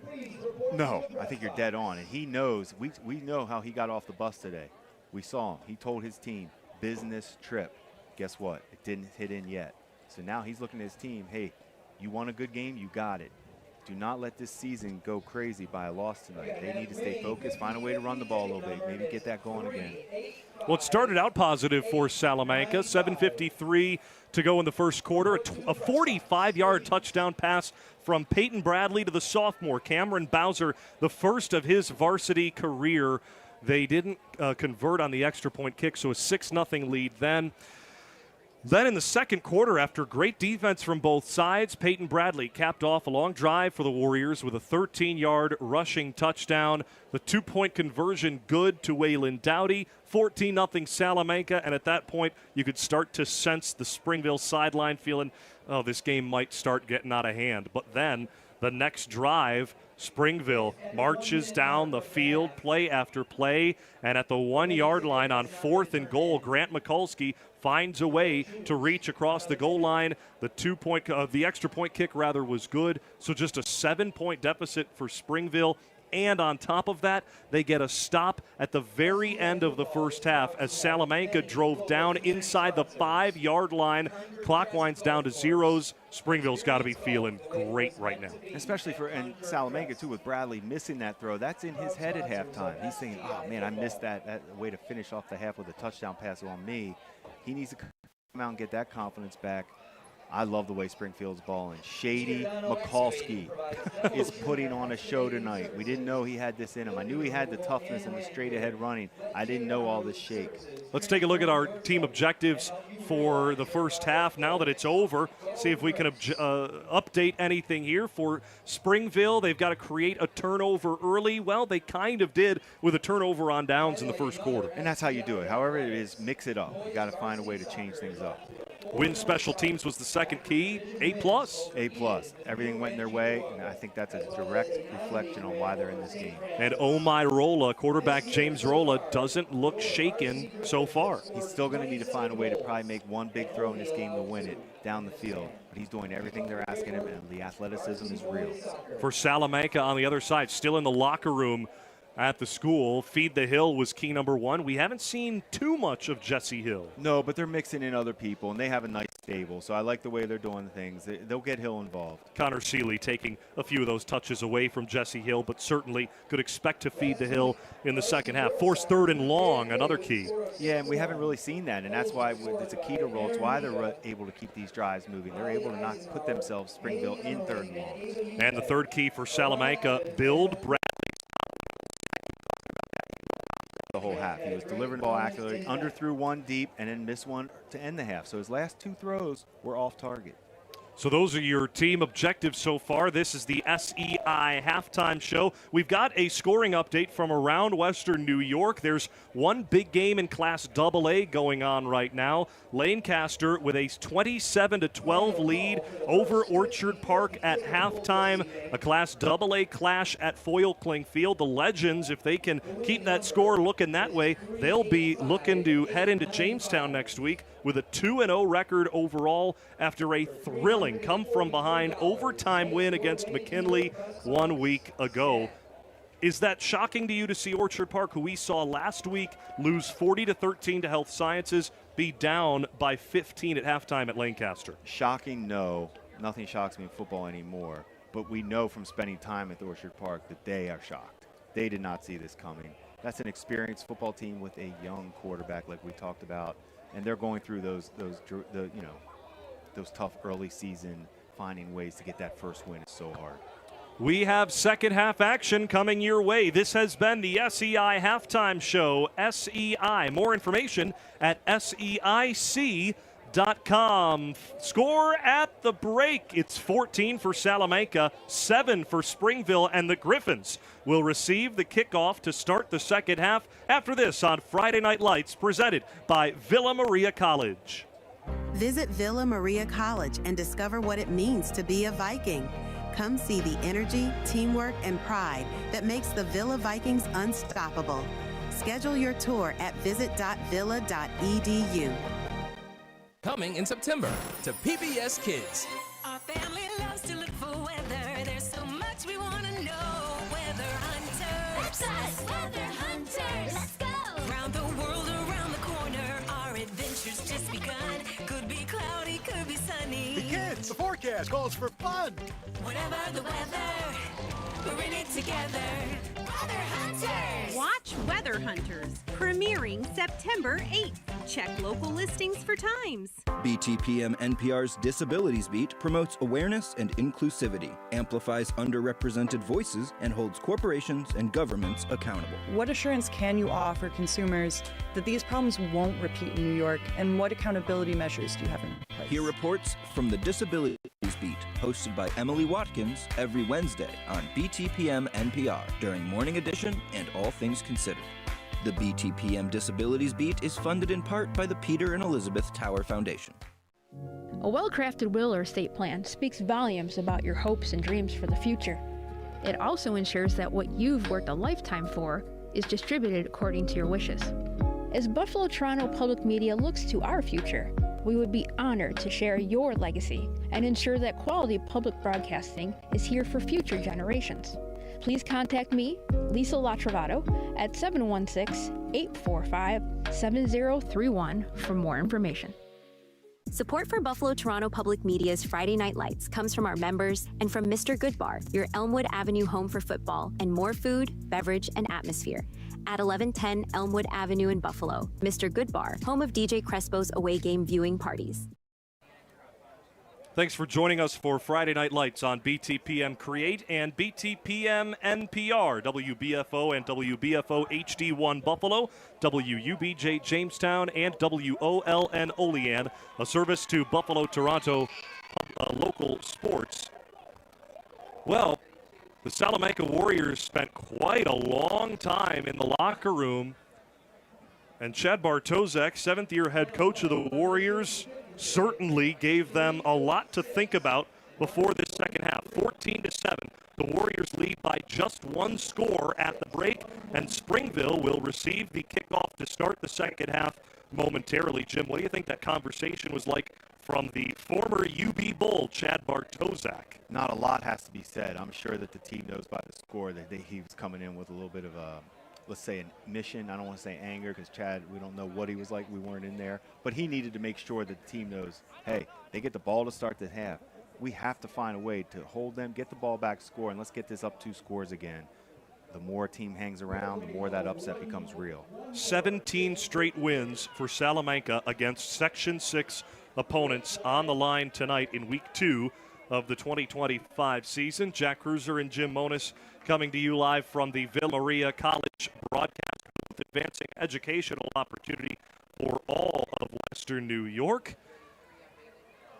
another stat for you for Salamanca, just because Chad Bartoszek's record is so incredible. In Class C alone, since 2021, Salamanca, under Bartoszek's leadership, is 37-9. I mean, that right there is enough to say this is shocking for them right now. That tells you they're probably a little confused right now. They're not even used to losing, period, let alone being upset. I only see one man back for this kickoff return, though. I only see one. So let's talk about him. Grant Mikulski with an electrifying first half, and he was the one that got paid off with the touchdown rush of a yard with 2 minutes and 2 seconds to go in that first half to make it a one-score game. Let's see if he earned the respect. Let's see if they even kick to him. I personally wouldn't kick to him. So we're set for the Denny's kickoff to start the second half. Thanks for joining us on Friday Night Lights on BTPM Create and BTPM NPR, or on the BTPM YouTube channel if you're watching there. Thanks for tuning in. 14-7 Salamanca with the lead, and they boot it away. Justin Emmerling, a high boot, and Mikulski will get a chance to field this one. On the far side at the 15-yard line, cuts across field, then he goes back to the right side, gets across the 35, where he is tackled by Connor Seeley. 1st and 10 for Springville. Call out James Rolla and the Griffin offense as Springville will start at their own 36. Yeah, Mikulski did a nice job of catching that on the run so it didn't hit the ground. That was a line drive kick. He caught it and got what he could. There might have been a little bit of an alley if he bounced it to the left, but hey, that's easier set up here. Springville was ready to go for about 3 minutes before Salamanca even came out of the locker room. The visiting team chose to go inside the building for their halftime speech. Springville down by 7. 1st and 10 at their own 37-yard line. Rolla hands it off right side, and no room to run for Mikulski. Taken down by the safety, Peyton Bradley, who gets involved on the defensive side for one of the first plays he's made today. Little scissor action by the backs. Rolla fakes it to the one, gives it to the other. Nothing there. Good job by Salamanca. Make him earn it. Here we go.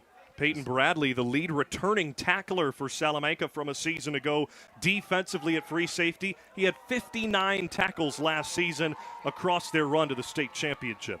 Interesting, the quarterback being your leading tackler, but he wasn't last year. Yeah, there were 5 seniors that graduated above him in tackles, but as far as returners go, Bradley's got the most experience on both sides of the ball.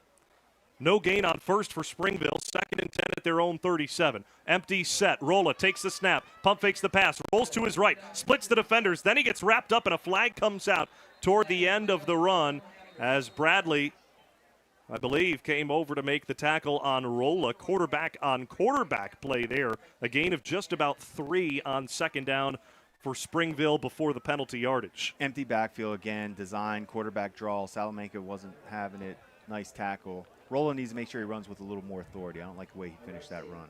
Bill Smith relays a holding penalty against Springville that will negate the limited gain. And the only positive of that for Springville is they get to play 2nd down again. But this time it will be 2nd down and about 17. Yeah, there's nothing on your call sheet as a coach for 2nd and 17. I mean, there is, but this isn't, this is not where you want to be. Make it 2nd and 20 with the ball right at the 27-yard line. Rolla again, empty set. 2 receivers either side with a tight end. Rolla, quick pass, near side Mikulski, has a blocker, gets off rolling, beats one defender, jukes past another, cuts back to his left near the 35-yard line where he is tackled there. It's a gain of about 8 yards to bring up 3rd and 12. Great play again by Grant. He is just finding ways to gain extra yards, hidden yards, what we always call it, and finding ways to make people miss consistently every time he touches it. Grant Mikulski, a captain for this game, replacing Cole Gable, the typical lead back for Springville, who isn't playing tonight. And boy, do the Griffins look great despite Gable not playing. Yeah, nice tackle by number 38. Jack, I was trying a tough time finding him on our depth chart, but really a big-time first down saving type tackle for Salamanca.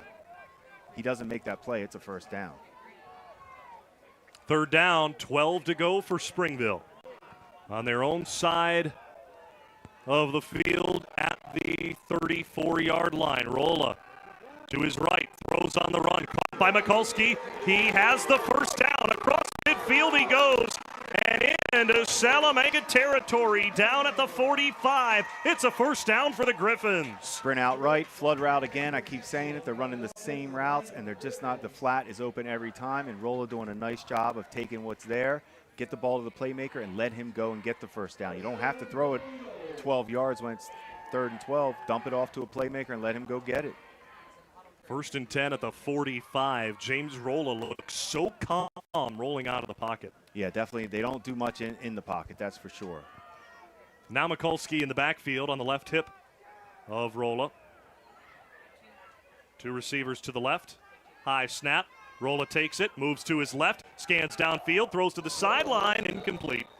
Threw it about 15 yards ahead, just too high for Liam Fisher to make a grab. Boy, that mirrored visor that James Rolla has, it has to fool the defense a little bit when you can't see the quarterback's eyes. It looks good. I like it. If quarterbacks like to look good, it looks good. And but the style. He could have taken that flat route again. Flood concept again. He went for the kind of the out route, a little bit more down the field, sailed it, had the flat open, but that's okay. He wanted to make a play down the field. Incomplete, though. 2nd down, 10 to go at the 45 of Salamanca. Springville down just 14-7 to the reigning regional champ Salamanca, who haven't lost in Western New York in 3 years. Rolla rolls to his left on 2nd and 10. Feeling the pressure from Spruce, gets away from him, steps up and runs at the 40 to the 37. He sidesteps out of bounds, trying to avoid the tackle of Adrian Taylor, who is bearing down on him. Rolla gets a pat on the helmet from the sideline of Springville. It'll be 3rd down and short for the Griffins. Copy paste, sprint out to the left. Rolla didn't like it, gained big yards. Now we have 3rd and manageable. This is big time. I would think 2-down territory here. There's no reason to punt. What do you think of head coach John Baker's play calling so far tonight in just his 2nd game as head coach? Well, I love it. And I love the fact that he's talking with Rolla right now about, hey, here's some things I'm looking at. They're looking at the call sheet. I like this. Do you like this? They're having good back and forth. Anytime a head coach and quarterback are in sync, that's a good sign. He told us last week against Fredonia there were plenty of plays he disagreed with when he watched film that he called himself. 3rd down, 3 to go at the 38-yard line for Springville. Rolla, handoff up the middle. Mikulski pushes forward, and the pile falls forward. 1st down, Springville at the 32. That was not all Mikulski. That was a win up front for Springville. They beat Salamanca off the ball, drove them 1 to 2 yards down the field. That was a surge by Springville. They're winning up front. They're enforcing their will. I love this right away as well. Liam Fisher not involved in the play, touching the ball. He was blocking his butt off, and then right away goes over and daps up Mikulski, saying, way to get that 1st down. Great sportsmanship. It starts with your own locker room. Springville's showing that tonight. Plenty of heart. 1st and 10 at the Salamanca 32. Rolla rolls to his right. Flag comes in. Throws down the right sideline. It's tipped and incomplete. Out of bounds it falls, but that penalty again during the play, tossed at the line of scrimmage near the 35-yard line. Another drop, tough one. Nice play by Rolla. It was going to come back anyway. Looks by the flag, but nice play by Rolla to find somebody open on a play that looked dead. Bill Smith is our head official, the referee of this officiating crew. Another holding call against Springville will back up the Griffins. Penalties have not been one-sided at all tonight. They've been going both ways, and both teams have been bit by penalties taken in bad situations, but on 1st down, a hold doesn't kill your drive. It doesn't. Springfield's overcome a lot of tough penalties. They've been in some crazy situations tonight. They just keep moving forward. Next play, let's go. Let's get it back. That's the right attitude to have. That starts with the head coach. John Baker looking to build a sustainable program at Springville in his 1st year after losing week 1, looking to shock Western New York. 1st and 20, pitch left side. Mikulski has a burst of speed up to the 35, and he gets about 8 of those yards back. Grant Mikulski making a name for himself tonight. It was a toss left. He doesn't like it, sticks his foot in the ground and goes vertical and finds a crease and gets 10 yards. I mean, every time he's touching the ball right now, he is making plays. Last week, he was 8 touches for 40 yards on the ground, about 5 yards a carry against Fredonia.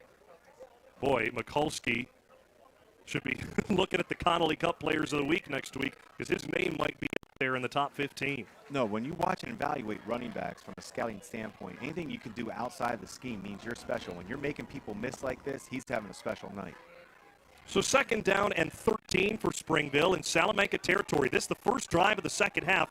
It's a handoff up the middle, and right at the line of scrimmage, Aiden Deermeyer gets hit. Well, he gains about 4 yards there, I beg your pardon, as the Springville offensive line moved quite a bit forward before contact there. It'll bring up third and about 8 for Springville at the 30-yard line. Under 7 minutes to go in the third quarter, Springville controlling the clock to start this second half, trailing 14-7. And you have 2 downs to get this. 2 downs, no excuse, no reason to punt the ball here, no reason.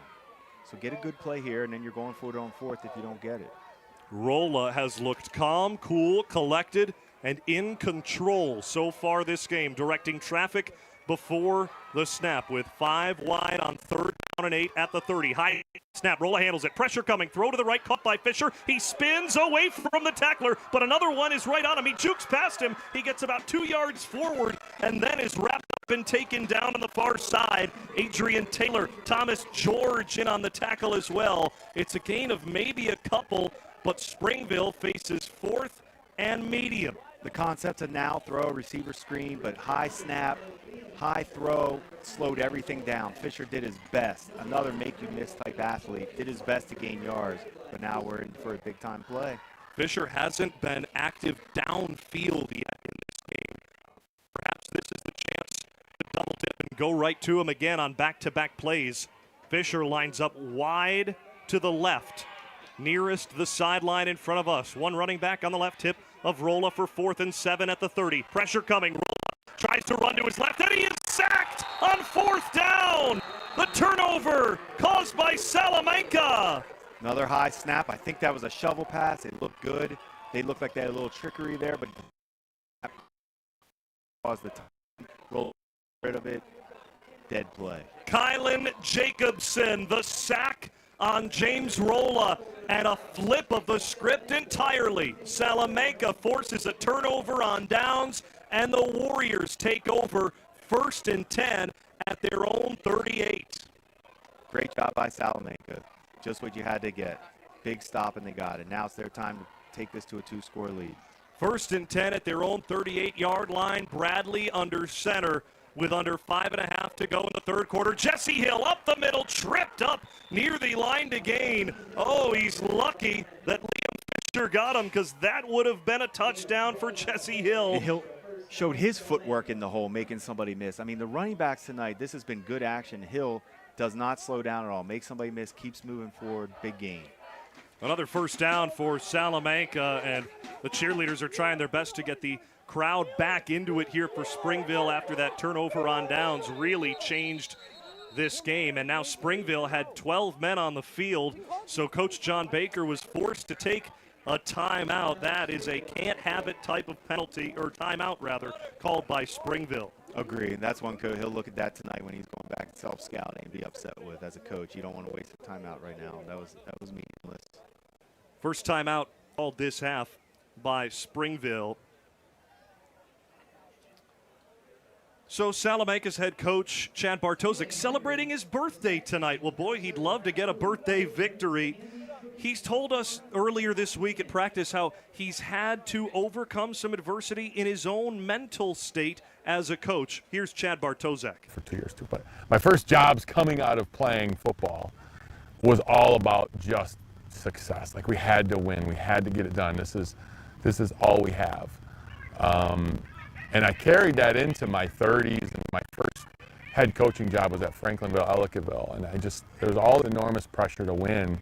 Most of it was internal, but you know, that's all I knew. I was like, if you don't win, then you're failing. Like, obviously this is easy, and I still feel like that. I still want to compete and win, but I just see the impact that sports, football in particular, can have on a student athlete, and then on a community in general, how they come together. It's awesome. And Coach Bartosik there telling us about his journey as a coach from Franklinville-Ellicottville, now in his 7th year with Salamanca, 47-17 record at Salamanca. That's all truth from Coach Bartosik right there. That really doesn't get talked about a lot in the media and the limelight with the mental side of being a head coach and overcoming that need to win right away. No, and I think that's a natural reaction when you get into it. You're so win, win, win, and then you realize you're touching children's lives. You're a part of the community. You're a part of raising these guys now, and he sees the big picture. 1st and 10 for Salamanca right at midfield. Coach Bartosek looking to keep this incredible winning streak alive for Salamanca. 17 straight wins against Section 6 opponents. 1st and 10 at the 50, pitch left side. Jesse Hill has a convoy in front of him. Jukes to the right around one tackler, then gets past the 40 of Springville. He is hit out of bounds, and a flag comes in late at the end of the play. The run alone resulted in a 1st down for Salamanca. So many penalties tonight in Springville. That's how Salamanca started the game, with that toss, and they got it again. They tossed, sealed, it's wide open, big gap. Jesse Hill took advantage of it. Like you said, perfectly described convoy. He showed patience, got behind his blocks. Beautiful design. So hard for a defense, even though they ran that play at the very start of the game, it's so hard to recall that in the moment in the 3rd quarter. No, and that's what you do as a coach when you're Salamanca. You're going back now. Okay, it's our first drive. Let's get back. What did we do well in the 1st half? Let's get back to that a little bit. Hey, this play was good. This play was good. Let's get this going again. And right like that, the game is flipped. The Springville-Griffin is having a little fun on the track. Boy, it'd be fun to be a mascot when it's a little chilly like this. Certainly wouldn't want to be the mascot, though, at 5 o'clock here. Boy, was it hot earlier in the day in Springville. Yeah, if you're not getting financially compensated as a mascot, that's a questionable job. 1st and 10. I don't think the high school student is getting compensated, beside maybe some extra credit. 1st and 10 for Salamanca at the 30-yard line. It's a hammer run up the left side, and that is Hill again. So you'd never be a mascot for your alma mater? If I got paid, I would, but not if I'm not getting paid. I like the way Hill finished that run. He had a subtle little make you miss there with his hips to get an extra 2 yards. No, Jack, I have no desire to be a mascot. I wanted to be Otto the Orange at Syracuse. You had to be 5'8", so I wanted to go to the audition, but at 6'2", they were. 2nd down, 5 to go for Salamanca. You don't buy that for a second, do you? Was it a walk-on tryout? It was a walk-on tryout. 2nd down, 5 to go at the 15. Hill, left side, met by tacklers at the line of scrimmage. Physical by Springville. Making them earn it right now. They got tough. They gashed them to get down here. Now it's a matter of hold them to no points. Lane Wiersba, the tackle at the defensive tackle spot. Lane was the defensive tackle that fell on the football on the first drive of the game a week ago for Springville against Fredonia. That turnover didn't result in any points. It was a back-and-forth affair here in Week 1. 18-6, the Hillbillies got the win over the Griffins, and Fredonia took the divisional win. That's why this game means so much for Springville, down 0-1 in the standings. 3rd down and 5. Bradley left side, and he is crunched. Oh, a big stop for Springville on 3rd down. And this is big now. We got the 4th down that we were looking for, and this is for young Peyton Bradley. Here you are in your 1st season, 2nd game. This is kind of your moment play. You're up 14-7. 4th down in your own territory. Let's extend this lead. Keep this drive going. Kyler Bacon at 6 foot 220, the senior D tackle, makes the stop for Springville, and now a big moment with 2:50 to go in the 3rd quarter. Up 14-7, Salamanca lines up to go for it. 4th down. 4 to gain. Bradley rolls to his right, feels the pressure, throws on the run. It's caught by his receiver, and Cameron Bowser strides into the end zone. Touchdown, Salamanca. Pick route wide open, walks in, big time play. Looked like, I couldn't tell if it was Mikulski. Somebody limped up on a little switch route. He was holding his leg, walking over, but couldn't get back into on coverage, and he was wide open. I think it was Mikulski. What a day for Cameron Bowser. The sophomore has his 2nd career touchdown, both tonight. And it's a 20-7 lead for Salamanca, awaiting the extra point. And we'll pay attention to this as we move forward. And the kick is good. So a 21-7 lead thanks to the extra point kick from Justin Emmerling. And Salamanca regains the 2-score lead. For Peyton Bradley, he's found a young receiver now, and Bowser, a guy that maybe we weren't sure how much he's going to use him, but they have a nice thing going right now. And the flat routes are just wide open for both teams really all night. But Springville needs, both teams are letting the quarterbacks get the edge. I mean, they have to find a way to get the contain, let the ends stop that contain. These guys want to all roll out and throw. Nobody wants to throw from the pocket tonight. 2.5 minutes to go in the third quarter. Your Mr. Goodbar score, 21 for Salamanca, 7 for Springville. Mr. Goodbar is your headquarters for away games on Elmwood Avenue. We're set for the Denny's kickoff. Salamanca to boot it from their own 40 left to right. That is a clinical drive from Salamanca, and to cap it off with a 4th down conversion for the touchdown, just the cherry on top. And Springville had their chance before on a 4th down and didn't convert, and there's the difference in the game right now. Just 2 drives since halftime. Springville unable to convert on theirs. Salamanca, there you go, up 2 scores. And Fisher is deep now, not Mikulski from that injury. Yeah, Mikulski actually on the sideline currently. Maybe it was just a quick little pull, but he came out for a play. Maybe he was tired. Big boot from Emmerling, takes 2 hops. Fisher scoops it like a shortstop, jukes past one, and he gets leveled by the knees. Oh, he got rocked by Cruz-Panel. Oh, what a hit. Big time hit on special teams. You love that on your cover guys that aren't on necessarily all your first units on defense or offense come out on special teams, make a big time hit in the open field. Fisher is trying to juke him. Yeah, unfortunately here, Fisher remains down on the field near the 20-yard line. Sometimes when things go bad, they go bad. But that's 2 injuries now. They're already down a running back entering tonight. Now they're down possibly Fisher. Mikulski got banged up earlier too. Well, let's pause a second and hear from Coach John Baker. We've seen great stuff from Springville so far tonight. Here's Coach Baker on how he is so determined to get his team to play the way that we saw them at practice earlier this week. Character, number one. Character in our athletes, effort, just trying to maintain a level of intensity in practice as on a game field. It's, you know, I think it was Pop Warner that said you can't play 2 types of football. You practice how you play. Those are the words from head coach John Baker for Springville. Character number 1, and that certainly is where it starts for a team that's building up their program to what it was a decade plus ago. Any team will do it. Sean Payton with the New Orleans Saints when I was there in 2006, he got rid of Aaron Brooks, Joe Horn, superstar players that didn't have the character he was looking for. Any head coach knows that's where it starts. Fisher back up on his own power, walking to the sideline and actually having a laugh with assistant coaches now stretching out his legs. So good to see number 10 back up and on his feet. But now you see the conditioning aspect of those practices paying off here as now Mikulski and Fisher go down on back-to-back plays. 1st and 10 for Springville. Rolla hands it off up the middle. There is Mikulski back into the game. Then he falls forward for 4. And again, he starts clutching at his left hand. That might have got dinged up there. Yeah, we're in the thick of it right now. Everybody's banged up a little bit, finding ways to fight. They know this drive is big. You don't want to give the ball back. Got to find a way to get back in this. It's times like this when you're on the field. I never played football myself, full stop. I'll admit that.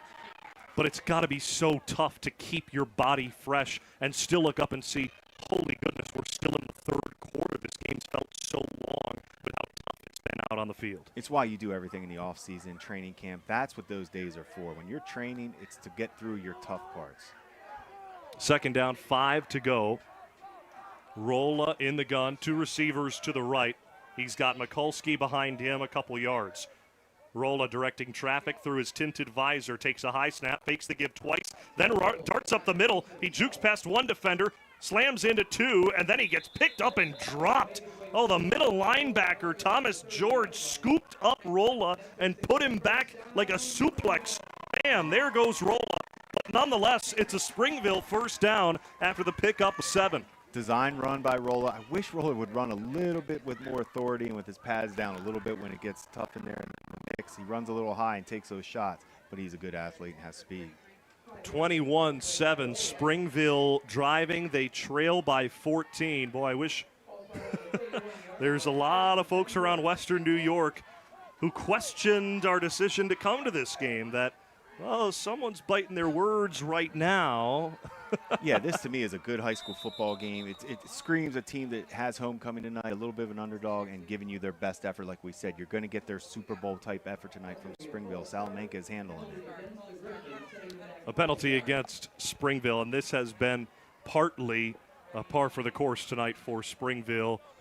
It wasn't inopportune timed penalties, but a lot of extra work to go from 1st and 10 to 1st and now 15 for Springville. Almost every drive they've ended up for a play or two behind the sticks. Tough way to make a living. Roll up under center, takes the snap, handoff right side. A power run right into the bodies in white uniforms for Salamanca.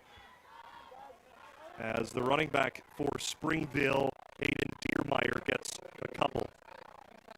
Kason Hardy just took out some frustrations. The defensive tackle for Salamanca was able to pretty much bench press a Springville player into the ground. It was a frustration play. He didn't have anything to do with the tackle, but he was showing that he can do that. Final 5 seconds of the third quarter winding down. Rolla snaps it with a second left on the clock, and he gets sacked behind the line of scrimmage. Salamanca came flying in. Design quarterback kind of counter. Drake Fiersdorf read it perfectly. The junior defensive end came flying in and put Rolla down, and that ends the third quarter of play. Salamanca comes out of halftime with a stop and a score to take a 2-score lead into the fourth quarter. It's 21-7 Salamanca over Springville through 3. That's your score from Mr. Goodbar, your headquarters for away games on Elmwood Avenue. We're back with the fourth quarter after this on Friday Night Lights, presented by Villa Maria College. Visit Villa Maria College and discover what it means to be a Viking. Come see the energy, teamwork, and pride that makes the Villa Vikings unstoppable. Schedule your tour at visit.villa.edu. Corey here with the Compact Civics Expansion Pack. America is such a big, wide, awesome place, and to be able to see things that are representative of so many different places can be so important when brought to your tiny town. Everybody is so kind and loving. I'm here in Buffalo just because of Stitch Buffalo, where we explore gathering places and their role in civic life. From urban farms to rural fairs, we'll celebrate spaces that bring us together and create community. A well-crafted will or estate plan speaks volumes about your hopes and dreams for the future. It also ensures that what you've worked a lifetime for is distributed according to your wishes. As Buffalo Toronto Public Media looks to our future, we would be honored to share your legacy and ensure that quality public broadcasting is here for future generations. Please contact me, Lisa Latrovato, at 716-845-7031 for more information. What if your spare change could help protect the public media you love? When you link your Visa or MasterCard at btpm.roundforgood.com, your everyday purchases are rounded up to the nearest dollar. At the end of the month, that change becomes one simple donation to Buffalo Toronto Public Media, fueling public media and strengthening our community. One cup of coffee, one grocery run, one roundup at a time. You're in control. Pause or cancel anytime. It's simple. It adds up. Small change, big impact. Support for Buffalo Toronto Public Media's Friday Night Lights comes from our members and from your local Denny's. America's Diner is always open. Denny's salutes Section 6 student athletes, serving you with 18 locations throughout the region. Welcome back to Friday Night Lights, presented by Villa Maria College. We've got quite the broadcasting slate for you through the first 5 weeks of the season. Last week, Health Sciences beat Orchard Park 40-13. Tonight, we've got a good one for you. Entering the fourth quarter, Salamanca leads Springville 21-7. Next week, it's a Class AA showdown between Lancaster and Jamestown, a rematch of the sectional championship from 2024. Salamanca doing a nice job on defense, forcing Springville into third and long situations. That was key number 2 for you, Jim, on your objectives. And we've got third down and 12 to go for Springville at their own 28-yard line.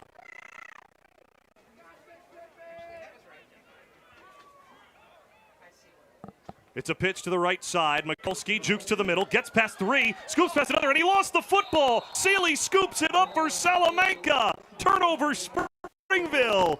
Connor Seeley, the fumble recovery for the Warriors. What a start to the fourth quarter. Wondering if that was a 2-down territory for them there. They run a toss on 3rd and 12 and had good yardage gain. Another make miss by Mikulski, but nice job. They popped it up. Ball popped out of him. When he tried to cut back, he wasn't securing it enough. This a mighty chance for the Warriors to stomp their foot down and extend their winning streak against Section 6 opponents, currently at 17 straight. Nope, this is when it gets scary for Springville. Do everything you can, make them earn it. Nothing easy. 1st and 10 for Salamanca, and a hush comes over the Springville-Griffith Institute crowd on homecoming. Bradley takes the snap low, wanting to throw. It's blocked at the line, and it is recovered as a fumble by Springville. Oh, that'll jolt the energy in Springville a bit. Fallen on by Kohler Bacon as Bailey Oatman blocks the pass at the line of scrimmage, knocks it free for a fumble, and the Griffins have the ball right back. And there it is. We talked about it. How can you flip this game back in your favor? Stay the course. Make them earn it. Boom. Big-time hit. Big-time turnover. Off the edge. We talked about both quarterbacks always staying in the pocket or on the move. That time they stayed in the pocket and paid the price. That might be why they're rolling out so much. They don't feel safe in the pocket. I will say Bradley had a lack of feel for the rush on that. You could see the inexperience there. Bailey Oatman knocks it free. No tuck rule at the high school level. That's a fumble, and Springville's got 1st and 10 at their own 37. Down 2 scores with 2 timeouts and still 11:44 to go in the game. Flags at the snap. It's a run from Mikulski. He's got 10, 15 across the 50 as he gets a big first down, but the flags at the beginning of the run might be coming right back. Coach John Baker is letting his assistant coaches hear it on the sideline. You have to think that's on the offensive line of Springville, and that it is a holding call against the Griffins, relayed by Bill Smith, the referee. Just hard. They're beating themselves right now, which you can't do when you're trying to pull off an upset. And these penalties on 1st down, just killers. 3rd straight drive, Springville moves behind the sticks in this second half. They had a chance to double dip. They scored with 2 minutes to go in the first half. They got a stop as the clock ran down at the end of the first half. And then they got the ball to start the second half, but a turnover on downs. They weren't able to convert on 4th and medium inside Salamanca territory. And the rest has been history so far. The Warriors went down to score. Bradley to Bowser for the 2-score lead, regained 21-7. That's how we got to this point at the start of the fourth quarter. Rolla under center for 1st and 15. Handoff, Mikulski jukes to the left, and he is taken down after a gain of about 5 yards by Thomas George. The middle linebacker, returning starter as a senior for Salamanca. He's been terrific when given an opportunity to make a play. Yeah, Thomas George is a physical inside linebacker. He's the old school style. You see him stopping guys on contact. He made Mikulski work for every yard he got when they collided. Mikulski's nonstop. That was just a straight ISO, and they're gaining big yards. I mean, they're in second and manageable now after that penalty, so they have to find a way now. The junior Mikulski, coupled with the junior wide receiver Liam Fisher, Springville's got a lot to look forward to these next 2 seasons. Rolling in motion, Rolla fakes it, keeps it himself, up the middle. He gets about 3 and then is hit hard. After a gain of a few, Adrian Taylor, the outside linebacker, brings down the quarterback in purple. Some run options there as Rolla decided to keep it himself. He held it a little bit to see if he was going to give it. Like what he saw, got something up front. Now you got 3rd down. You got 2 downs to get there, so there's no way you can punt. 3rd down, 4 to go for Springville at their own 44. Just over 10 minutes to go in the game. Springville down 14. Rolla empty set. 4-man rush. Rolla trying to run his way out of it. He's pressured and ripped and taken down. Evan Spruce hugged him from behind and suplexed him. Rolla goes down, and it'll be 4th and 3. Just not comfortable in the pocket, and that's why they roll guys out. He didn't like what he saw. He wasn't decisive. Even when you're going to run the ball, you got to tuck it and go. It's 3rd and manageable. He tiptoed up to the line.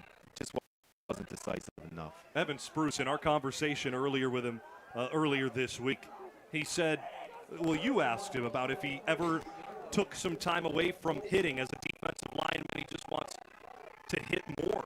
When he's away from football, he says, I play lacrosse. I get physical there. He just wants to play football and lacrosse. No relaxing. 4th down and 2 for Springville. Rolla, right side, jukes a defender, has the first down, and he slides toward midfield and then gets hit by Thomas George.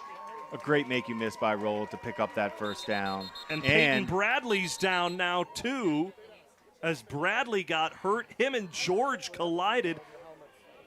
It was a wise play from Rolla to slide near the 50, but as the two Salamanca tacklers came over, they hit each other. Bradley popped up much quicker than Thomas George, the senior middle linebacker, who remains on his seat. Well, let's take a look at the upcoming schedule for Salamanca as the Warriors continue on their Class C South schedule. From here on out, they've got divisional games. Every week means a lot in Class C South. Next week, it's the newly Class C South move team, Clymer Sherman Panama. That game will be at home for Salamanca, their home opener. And what a facility those Salamanca Warriors have. You want to see a light show? Head down to Salamanca next Friday night, September 17th, for their game against CSP. Yeah, it had a Chapel Hill, North Carolina facility, just beautiful facilities for Salamanca. We drove around the campus, and there was a soccer field at one area. We thought it was also the football field, as most campuses have at the high school level. Then we found the tennis courts all on one campus, and then there was a baseball diamond and a softball diamond. We're saying, I guess the football team isn't here practicing. We found someone, they said, no, you've got to go down the road to our secondary facility where they had 3 more fields. They've got lacrosse fields, they've got another baseball diamond, and the football stadium there. Just an unbelievable investment from the community in Salamanca that certainly has paid off so far for the football team and many other athletic teams under the direction of head coach and athletic director Chad Bartozak. Yeah, it gives you pride as a player to have facilities like that and to see the school cares, and you want to care back. Nice make you miss by Rollo on that play to finish off that first down. He made Adrian Taylor miss in space. Taylor thought he's got him lined up to make the stop. Nice play by Rollo. Thomas George walks off the field to a round of applause from both sidelines. Great crowd on hand for homecoming at Springville. Looking to pull, Buffalo Bills here, coming back down 2 scores, 9 minutes to go in the 4th quarter. Rolla takes the snap on 1st and 10, handoff left side. Mikulski has a lane, and he's taken down near the first down marker across midfield to the Salamanca 43. 2nd and short. They were trying to get wide. He didn't like it, stuck his foot in the ground, hits it right up the crease. Just moving forward, gaining 8 yards. The vision and explosion with Mikulski right now, and his ability to make guys miss in small areas is outstanding watching him run tonight. 2nd down, 3 to go for Springville. Last year, 5-3 for the Griffins in Class B. They were 4-3 against B3 opponents, now playing against schools of a similar size in Class C South. 2nd down, 3 to go at the 43. Rolla in the gun, Mikulski to his right. 2 receivers to either side. He throws to the left side. It is intercepted on the far sideline, picked off by the sophomore, Remy Fullman, his first career interception. Salamanca takes over the football late in the 4th quarter. Rolla from the pocket, just trying to throw an out route, and he just overthrew it, basically led him too much. Nice break on the ball by Fullman, and I love a finish. Finish the pick. Every time you get your hands on the ball as a corner, you make that pick, you're a game changer, you're a difference maker. Last 3 drives of this game, fumble recovery, interception to start the 4th quarter for Salamanca. Ball security has to be top of mind. That's it. It's your game to win now. Nothing crazy. Run the ball, finish it in the end zone, and get the W and get out of here. It was hairy at halftime as Salamanca was up just 14-7, and they spent the entire halftime segment in the locker room. They didn't come out until we were ready to go with the second half. 1st and 10 for Salamanca at their own 40. Pitch left side. Hill getting chased by Oatman, and he got the first down as he bounces off a tackler. He just ran off of Grant Mikulski like he was a modified player. Oh, what a run from Jesse Hill. He's just shy of the first down at the 49-yard line. Toss again. That's their money play today. They got the outside sealed, and Hill finishes the run on McCoskey. Two just baller backs right now going at it. Hill got the best of them on that finish. Great hustle by McCoskey to come across the field to make that hit, though.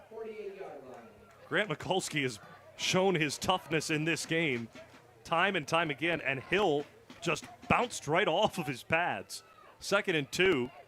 At the 49-yard line for Salamanca. Bradley fakes the give, looking to air it out. He sprays it down the middle of the field, one-on-one coverage, and it is caught! Oh, what a pass downfield to the 25-yard line. Dominic Hill secures it one-on-one with the defender. Hill makes the grab. Dominic this time with a big play, and it's a huge game for Salamanca. Jump ball situation with Ty Rulin. And Hill comes down with it. Nice play by Hill. I like that Bradley gave him a chance to make the play. Threw it with touch, didn't overthrow it, didn't underthrow it, just put it right where, hey, you make the play or nobody makes it, and Hill made it. Good hands. 1st down and 10 at the 23-yard line. Bradley can take his time in the gun, takes the snap, runs with it himself up the right side. He is hit at the line of scrimmage and taken down by Landon Roy, our Scholar Athlete of the Week for Springville, makes the tackle. It's a gain of a couple for Peyton Bradley. 2nd down and 8 to go for Salamanca. Nearing the midway point of the 4th quarter, Salamanca with a 21-7 lead over Springville, starting to pull away in this second half. Yeah, it's your game now. You can do little design runs like that with Bradley. Hands to Hill, toss to Hill. It's your game to win. No turnovers. Bradley takes the snap, give to Hill, left side across the line of scrimmage, tripped up by Aiden Diermeyer. It's a gain of about 4 or 5 to bring up 3rd and short for Salamanca. Copy paste it. You can run it again. You don't need to get creative now. Just win the game. 45-minute drive for Salamanca up to Springville for Friday night. And this football game, it's been terrific so far for the Warriors, though not without drama. So a penalty on that last run for Salamanca is a holding call that was made at the line of scrimmage. That'll back Salamanca up to their to Springville's 31-yard line. Total penalties. Don't know the number, other than it's a lot. Got to be nearing 20 at this point. First down penalties too. Yeah, for both teams. It's not been both one-sided. teams. I agree, both teams. 2nd down and long for Salamanca. A little miscommunication for the clock here. So the Springville-Griffins, well, this one starting to feel impossible to come back to win, but certainly nothing to hang your head about if you're a Springville-Griffin or a fan of the Griffins. They've got a tough schedule this season in C-South, and it's quite a welcome to the division for Springville. We'll talk about it in just a moment. Springville down 21-7 to Salamanca. So they went from a tough loss to Fredonia in week 1 to now in week 2. Tough loss. A tough loss to Salamanca where they're really giving it their all and coming oh so close.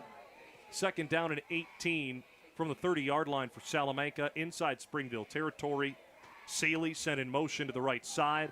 Bradley pump fakes the pass to him over the middle, wide open. It's caught. Bowser, the sophomore, gains his footing, and he's in for the hat trick.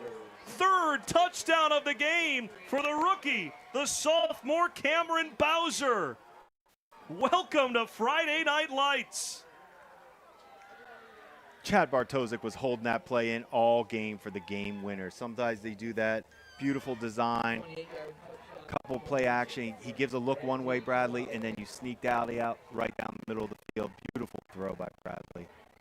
Cameron Bowser, his first 3 career touchdown grabs all tonight as a sophomore. We knew Salamanca was deep as a program. Bowser proves it. Extra point attempt for Emmerling is high. It's close, and it's true. 28-7, Salamanca the lead over Springville. The score brought to you by Mr. Goodbar. Your home for away games on Elmwood Avenue. The Salamanca Warriors enjoying this away game so far tonight. The cheerleaders up tossing T-shirts into the crowd on the far sideline, making the 45-minute drive well worth the trip in week 2. They have so many weapons on Salamanca right now. Actually, it's almost like watching the Green Bay Packers last night in the NFL. I mean, it doesn't matter who you throw to. They are making plays, spreading the ball around. Look how many guys we haven't talked about all week, Jack, like Bowser, Dominic Hill. These guys, we saw them at practice. We didn't know how much they were going to be used. But Chad Bartosik has a way. He has some weapons now. He moving forward this season, they're going to be tough to beat. There were questions across Western New York. How would Salamanca bounce back this season? And I'm sure those questions will persist as they go into their tougher schedule that we showed a few moments ago in the upcoming weeks. But if talent like Cameron Bowser can jump out at people every week, and we haven't even talked about Waylon Dowdy too much this game, he could have a big game next week. You never know at the high school level. The Denny's kickoff high in the air from right to left for Salamanca, fielded at the 15-yard line off one hop. Mikulski back in as the returner. He gets met right at the 25-yard line. Salamanca's special teamers have been moving so on cue. Waylon Dowdy makes the tackle on special teams. While he's not getting the ball offensively so much, Dowdy makes his presence felt in the third phase, and some say the most important phase of the game. Speaking with Dowdy, you could tell right away he doesn't care if he gets the ball or not. Everybody wants the ball, but he is a football player. He's an athlete. He triggers when he sees a chance to make a hit, he goes. 5:43 to go in the game from Springville-Griffith Institute. The Pop Warner Hall of Fame induction ceremony was before this game. I know a couple Pop Warner Hall of Famers. Harry Scull's one of them. Springville legend here, photographer for the Buffalo News. Pop Warner Hall of Fame? Pop Warner, born in Springville, buried in Springville. Known as really the creator of a lot of modern football technique. How about not using your shoulder pads and just shoulders to block? Introduced the body block a few centuries ago. Rolla rolls to his right on 1st and 10 at his own 24, and it's picked off by Peyton Bradley. Up the left sideline, he cuts all the way on the return. Chased by Mikulski. Bradley stays in bounds, and he is waiting for the signal in. A pick 6 for Peyton Bradley. Oh, my. Nail in the coffin for Salamanca. Bradley, a 40-yard pick 6 return. Salamanca up 34-7 late in the fourth. Another roll out to the right. This time, nothing there. Rolla ran to the sideline, just nothing there. He just throws it up for grabs. Nice pick by Bradley. He went and found that ball. Good ball skills, gets it, and then he finds a way to get in the end zone. Runs cross field down the sideline with good speed. Finished the way to get in. Extra point attempt for Salamanca. Going to line up for the kick with Emmerling. 3 for 4 tonight. Rather, 2 for 3 for Emmerling so far. This his 4th attempt. It is high, and it a little off to the right, but he snuck it in the upright. It is good. 35-7, Salamanca the lead over Springville. And now the game, we can say, is just about wrapped up. Peyton Bradley, 3 passing touchdowns and a pick 6 defensively. Terrific performance from the senior quarterback. Agreed. 2 weeks in a row, the score is not really indicating how the game went. These are good football games into the fourth quarter, and then it just gets away from you, and that's how it can happen fast. But Bradley shows everything tonight. His ability to make plays at safety is going to be important for them moving forward. He's a good football player all around. His first pick of his senior season. Salamanca last year as a defense had 12 interceptions, but 9 of those were from Coley Halloran, who we learned is playing Division II football at Allegheny College. Starting as a freshman shows you the kind of talent that Salamanca produces year after year. I don't care what level you're at. If you're starting as a freshman, you are a baller. We are paying attention to you. Maddox Isaac left some big boots to fill at the quarterback position and on defense as a safety as well. Peyton Bradley has stepped right into those boots and Well, his 6'5" shoe size fits quite nicely into those large boots left by Maddox Isaac. Moment's not big for him tonight. He is ready for all this. Denny's kickoff up the left side, fielded at the 25, and Springville downs it there. Your score from Mr. Goodbar, 35-7. Salamanca leads Springville. Mr. Goodbar is your headquarters for away games on Elmwood Avenue. Well, Springville, after starting the year with back-to-back home games, they'll have a couple away games coming up. Next week, they will be at Chautauqua Lake, Westfield, Brockton. Springville will next Friday night. Head coach Ty Harper and the Eagles looking pretty darn good for another C-South divisional battle. And Springville will look to avoid losing 3 straight divisional games to start the new year. You said it, schedule's not easy. No such things as off weeks. 1st and 10 at the 25-yard line for Springville. Down by 28, 5.5 to go in the 4th. Handoff Mikulski, he gets rocked right at the line of scrimmage. Kylan Jacobson makes the tackle. You hear that from every division, though. There's no weeks off in our division in Western New York. And in most cases it is true. I would think it's true in Class C South. Yeah, I'm not going to lie. You would know better than me, Jack, as I'm getting used to all these other different matchups. Mm-hmm. But sometimes when you're not a dominant team, every week's going to be tough anyway. So, to your point, yeah. And there aren't that many dominant teams in Western New York. Shoot, even Salamanca was up 14-7 at halftime in this game. I wouldn't call this win dominant at all. No, we saw all the opportunities Springville had to actually win or at least get a lead or tie the game tonight. 2nd down, 13 to go for Springville. Handoff Mikulski, tripped up at the line of scrimmage. It'll bring up 3rd and long for the Griffins. Clock under 4.5 to go in the 4th.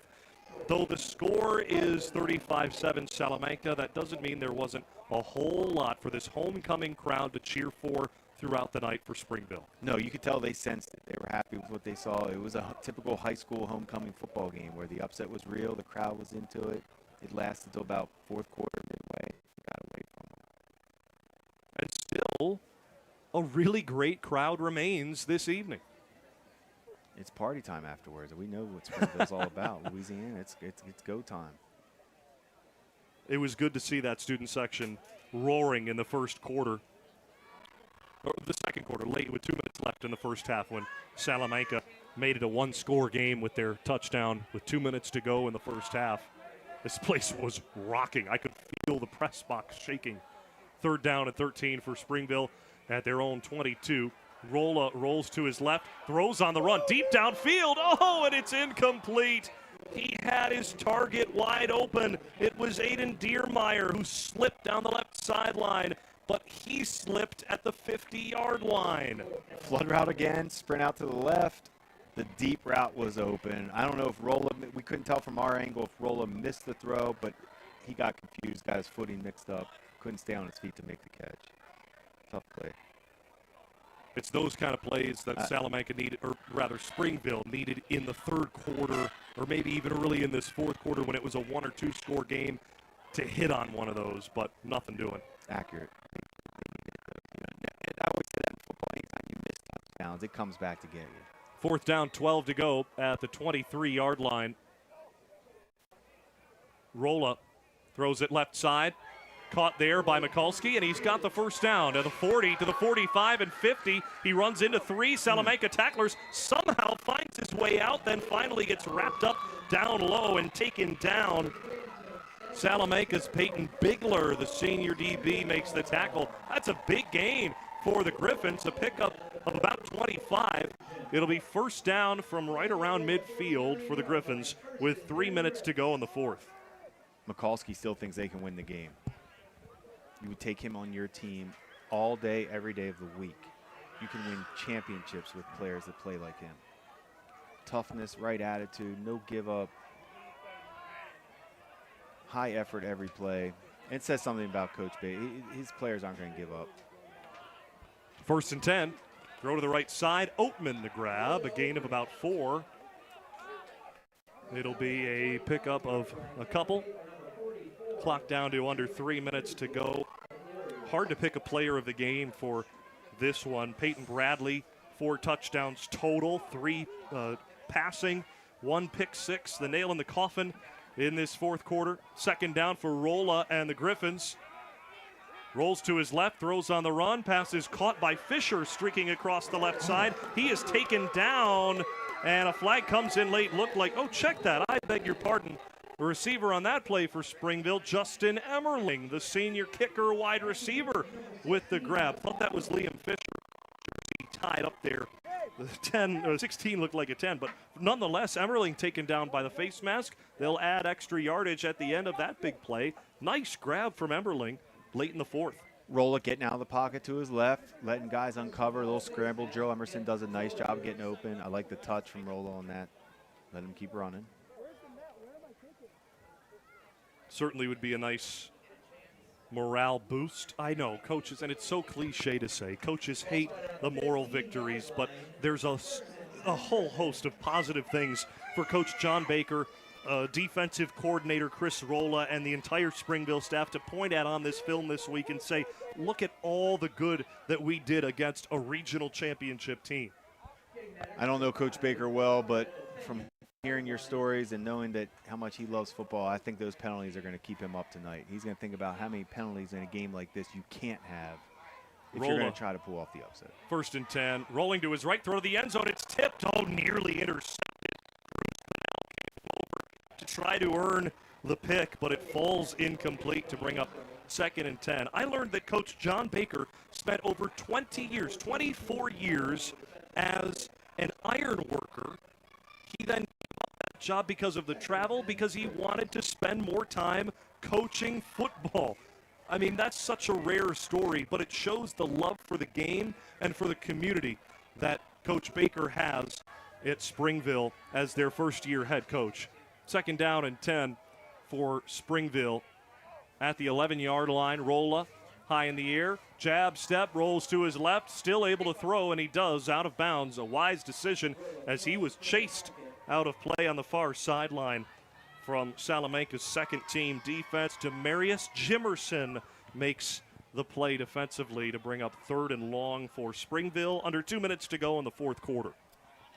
20 years as an iron worker, I'd be trying to find anything, whether it's coach football, being this mascot.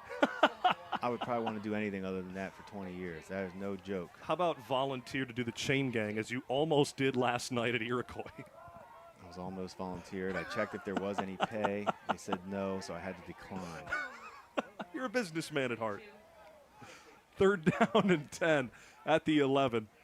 Rolla rolls to his right. Pressure coming. Breaks the tackle, but then he runs all the way to the 9-yard line. It's a gain of 2 that he went the entire width of the field to get to bring up 4th down and about 8. I mean, a concession stand hot dog might have enticed me to anything, any type of payment, hot dog, money. I would be on the chain gang. You didn't negotiate hard enough. No.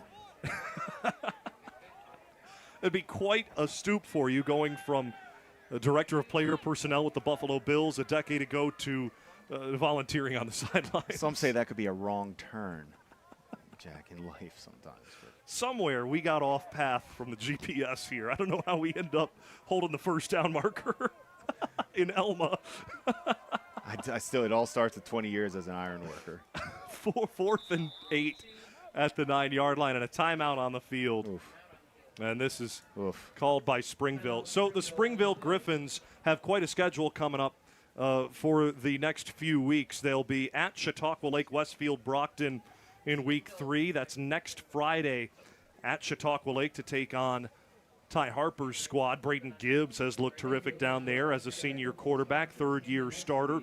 Then it doesn't get much easier. At Southwestern Frewsburg, who has combined this year for the first time, Jake Burkholder looks like he's got a terrific crew.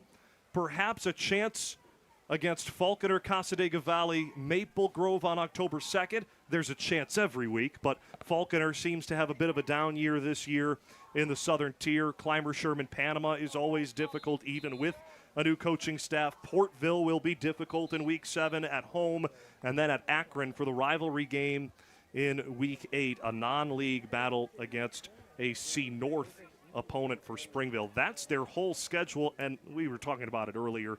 It's just going to be about grinding day in, day out for Springville. And why not take this momentum and shock the world and beat Chautauqua Lake next week? Every week's different. That's the hard part. Whatever they did tonight doesn't carry over. They're going to have to do it again and then some to even get a win. It's that hard to get wins. Felt like there was some magic in the air tonight. Down 14-7 at halftime for Springville. 4th down, aired out toward the goal line. It's tipped and incomplete. Looking for Mikulski again. Cruz Pinnell, backup cornerback for Salamanca, might be earning some extra reps with his play late in this game. Turnover on downs against Springville, rather. And Salamanca will have a chance to ice this game with under 90 seconds to go. Your score brought to you by Mr. Goodbar. 35 for Salamanca, 7 for Springville. Mr. Goodbar is your headquarters for away games on Elmwood Avenue. We invite you to stick with us for the Villa Maria College postgame show.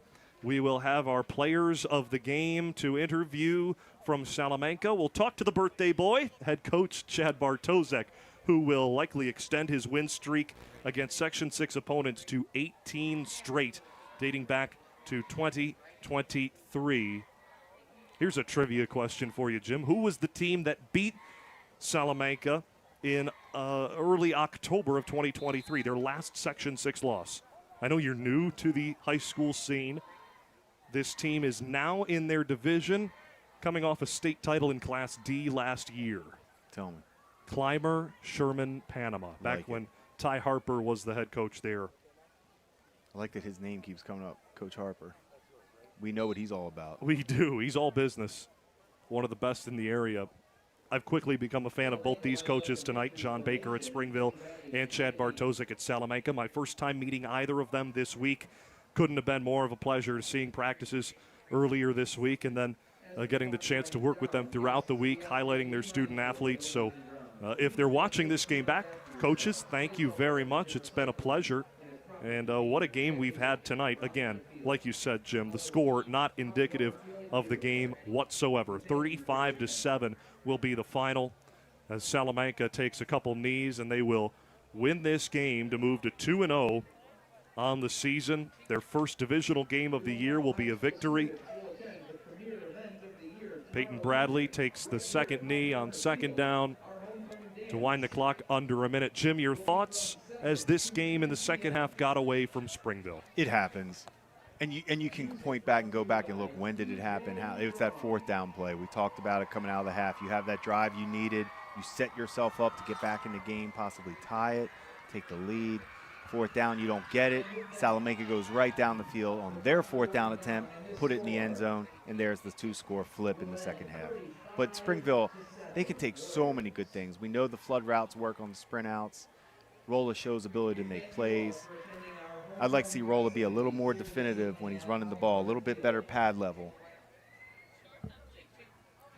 So as the clock winds down, Salamanca takes the final knee, and this game is in the history books. Salamanca starts the season 2-0 with a 35-7 win at Springville, souring the homecoming evening.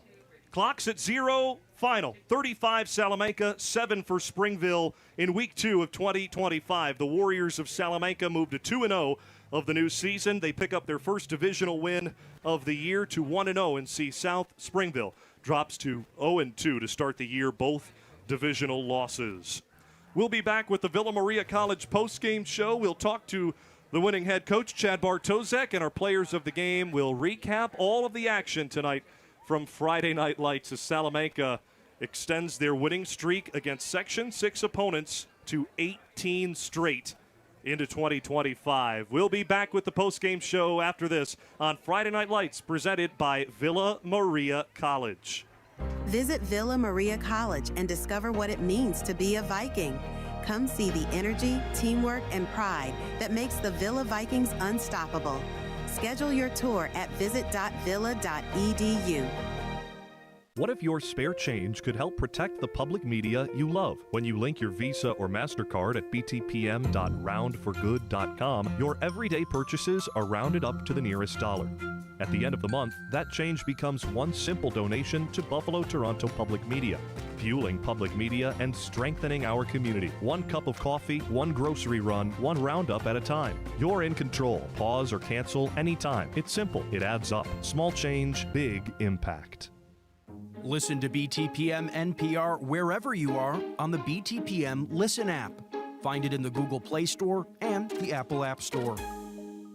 Support for Buffalo Toronto Public Media's Friday Night Lights comes from our members and from Mr. Good Bar, your Elmwood Avenue home for football and more food, beverage, and atmosphere. At 1110 Elmwood Avenue in Buffalo, Mr. Good Bar, home of DJ Crespo's away game viewing parties. We love a good tote bag, but at times like these, there's nothing like wearing your values. Support public media by buying a t-shirt with a side of resistance. Visit btpm.org/t-shirt. Presale ends Friday, September 19th. Listen to Buffalo Toronto Public Media The Bridge wherever you are. Search for the BTPM Listen app on all your devices. Support for Buffalo Toronto Public Media's Friday Night Lights comes from our members and from your local Denny's. America's Diner is always open. Denny's salutes Section 6 student athletes, serving you with 18 locations throughout the region. Catch up on the latest from Buffalo Toronto Public Media on our YouTube channel. While you're there, don't forget to subscribe so you never miss an update. Welcome back to Pop Warner Field at Springville-Griffith Institute. Final in week 2 of Friday Night Lights, presented by Villa Maria College. 35 for Salamanca, 7 for Springville, as the Warriors move to 2-0 to start this new season. They pick up a win in their first divisional game in Class C South tonight. Springville falls to 0-2. Welcome in to the Villa Maria College postgame show, advancing educational opportunity for all of Western New York. Head coach Chad Bartosek wraps up his victory speech to his team on the field. Both teams getting a nice talking to from their head coaches following this hard-fought battle. That 35-7 score, a cliche, but certainly doesn't tell the full story. No, and I'm thinking about Salamanca right now, watching Chad speak with their team. They found out a lot about their young quarterback tonight, and that's really in games like this is what you want to see. Hey, he fought some adversity, young team or underdog hung around. But I like what I saw from Peyton Bradley. Gives his receivers chances to make plays. He'll run the ball when he has to. He makes plays at safety. And then they found a young playmaker in Cameron Bowser. And anytime as a coach you find a guy or a sophomore you weren't sure about or wasn't contributing early, now you have Bowser contributing. Weapons are everywhere on this Salamanca team. The tone of this conversation with Salamanca post 35-7 victory, certainly, I would imagine, different than the tone that Coach Bartosek and his staff had at halftime when the Warriors led 14-7 on the road after not scoring at the end of the first half on an attempt with 5 seconds left in the first half. The pass fell incomplete, and, well, the teams went to the locker rooms. All of the momentum was wearing purple and gold with Springville. But for Salamanca to get a stop in that first drive to start the second half, that set the tone for the rest of the game. And almost not stop. Took a 4th down, big play. And the end of the first half, Bradley missed that touchdown only 5 seconds ago. He was open. It was a throw behind him. So that was the first time Bradley goes into halftime, missed a touchdown. Springville comes out, goes right down, and it looks like, oh my, they're going to tie this game up. Big 4th down stop, and Bradley goes right down the field and answers and finishes in the end zone. That flipped the game. From there on out, it was all Salamanca. Bowser finishes the game, the sophomore, with his first 3 touchdowns receiving. Cameron Bowser will certainly be one of our players of the game. Peyton Bradley, 3 touchdowns passing and a pick-6, which was the nail in the coffin in the fourth quarter. Terrific performance from both of them. It's tough not to give it to Shady McCallsky tonight. Oof. I wish some way, when a team loses, there's always a player of the game on the losing team that they might not win the award for that night. But he was outstanding. The running backs in general, besides the players of the game, Hill, McCallsky, Tough, Seeley, Liam Fisher, all these players showed up tonight in a big, big game. For Springville, there's so many positives to take away from this game, as John Baker is relaying to his team. Hard to feel positive after a loss. like this, and when you look at the final score, it certainly does hurt your heart. But for James Rolla and company in purple and gold, this is a step in the right direction for the Griffins as a whole. No doubt. And if they don't get a win next week, this game means nothing, and that's what Coach Baker is going to tell everybody. We have to get a win next week for this to have meant something. So we will step aside on the Villa Maria College postgame show, advancing educational opportunity for all of Western New York. That's Villa Maria, but here on Friday Night Lights, we will step aside. And when we return, Salamanca, their players of the game, and Chad Bartosik join me on the postgame show on Friday Night Lights, presented by Villa Maria College. Visit Villa Maria College and discover what it means to be a Viking. Come see the energy, teamwork, and pride that makes the Villa Vikings unstoppable. Schedule your tour at visit.villa.edu. At PBS, we know that helping students learn is a teacher's top priority. That's why we offer our free, easy-to-use digital platform, PBS Learning Media. With thousands of standards-aligned resources in every subject, plus videos and interactive activities from the trusted programs you know and love. Wildcrats, Nova, Ken Burns, and much more. Find the content you need to enhance lessons and help spark your students' sense of curiosity at PBS Learning Media. Visit pbslearningmedia.org to learn more. She said this, well, he said that. The truth will come out. Wondering what the buzz is? What's the hot goss? Whatever it is, we're talking about it on Group Chat, your weekly connection to the unpredictable, weird, and wonderful world of pop culture, from film, theater to food, blockbusters, and beyond. Every week with Tiffany Bentley and her revolving panel of pop culture enthusiasts. Listen to Group Chat on Fridays at 10 a.m. and Saturdays at noon on BTPM NPR. I'm very excited. Hey, football fans. Check out the USA Wheelchair Football League Tournament, presented by Buffalo Toronto Public Media. Cheer on our very own Buffalo Bills as they face off with the Patriots, the Cowboys, the Raiders, and the Browns. It's picked off! Head to the Buffalo Toronto Public Media YouTube channel to stream it now. Catch up on the latest from Buffalo Toronto Public Media on our YouTube channel. While you're there, don't forget to subscribe so you never miss an update. A well-crafted will or estate plan speaks volumes about your hopes and dreams for the future. It also ensures that what you've worked a lifetime for is distributed according to your wishes. As Buffalo Toronto Public Media looks to our future, we would be honored to share your legacy and ensure that quality public broadcasting is here for future generations. Please contact me, Lisa Latrovato, at 716-845-7031 for more information. Support for Buffalo Toronto Public Media's Friday Night Lights comes from our members and from your local Denny's. America's Diner is always open. Denny's salutes Section 6 student athletes, serving you with 18 locations throughout the region. Welcome back to Pop Warner Field on the postgame show on Friday Night Lights, presented by Villa Maria College, advancing educational opportunity for all of Western New York. We're joined by head coach and the birthday man, head coach Chad Bartosik of the Salamanca Warriors, just grinded out a 35-7 victory over Springville. Coach, your tone at the postgame speech seemed, I would think, different than that of the halftime speech. What was the difference between those two?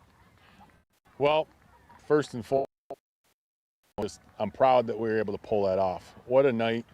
Springville brought it. This is a great atmosphere to play football. Homecoming, fans, parade. So we had a challenge in front of us, and we certainly felt that throughout the game. We were able to break through and make a couple big plays, including the pick six with the guy next to me here. But, you know, our halftime speech was more about like, hold on, let's get back to the basics. You know, we had a couple big plays early that were called back, and I think the expectation was that was going to be a part of the game, and it wasn't.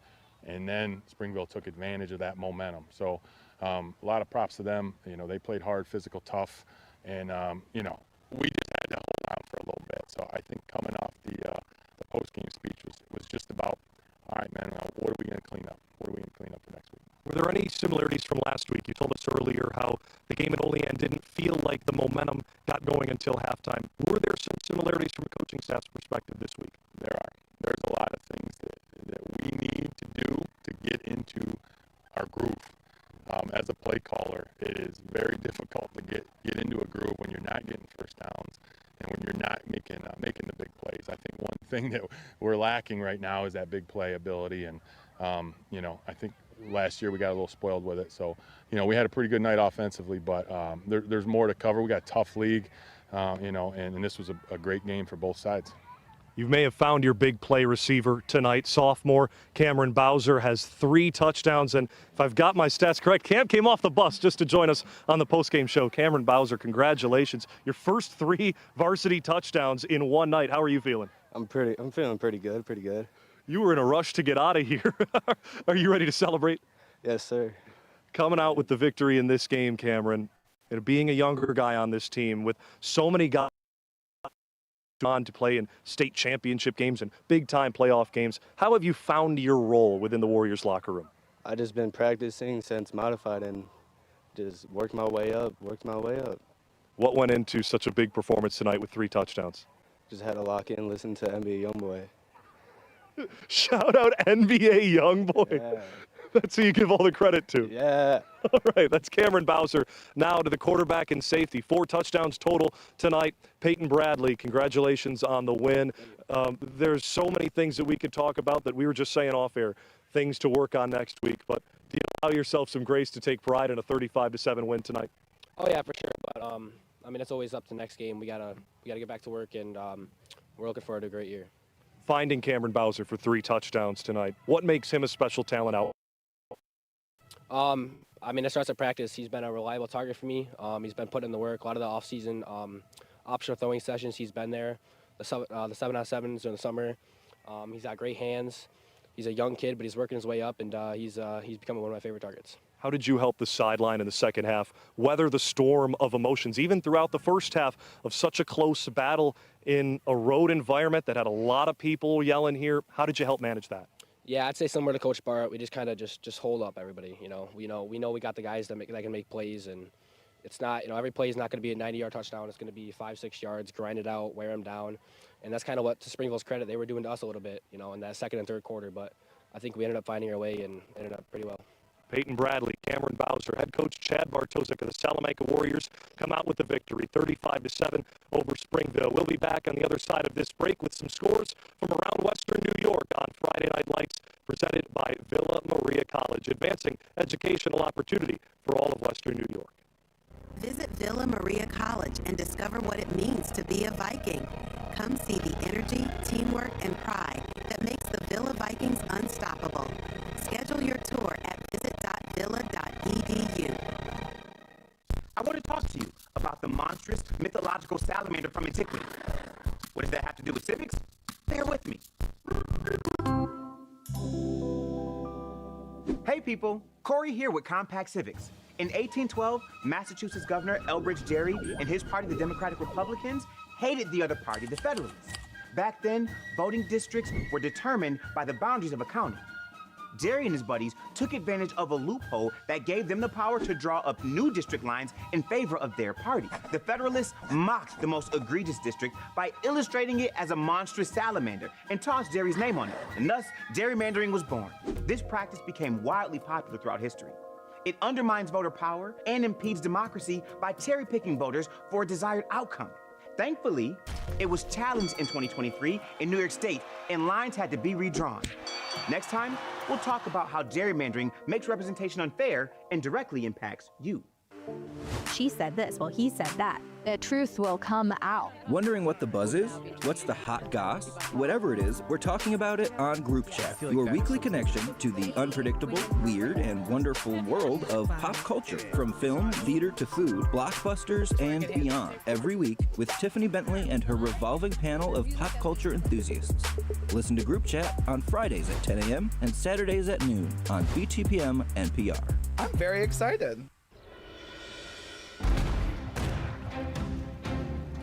I don't know a greater teacher than history.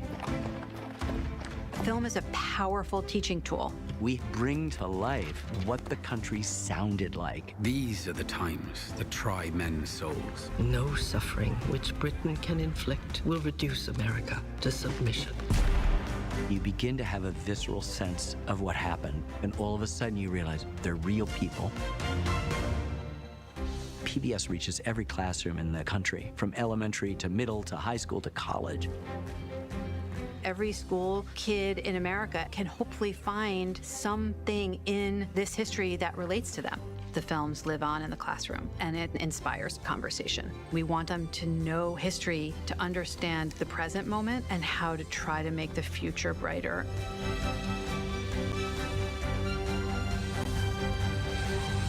Support for Buffalo Toronto Public Media's Friday Night Lights comes from our members and from Mr. Good Bar, your Elmwood Avenue home for football and more food, beverage, and atmosphere.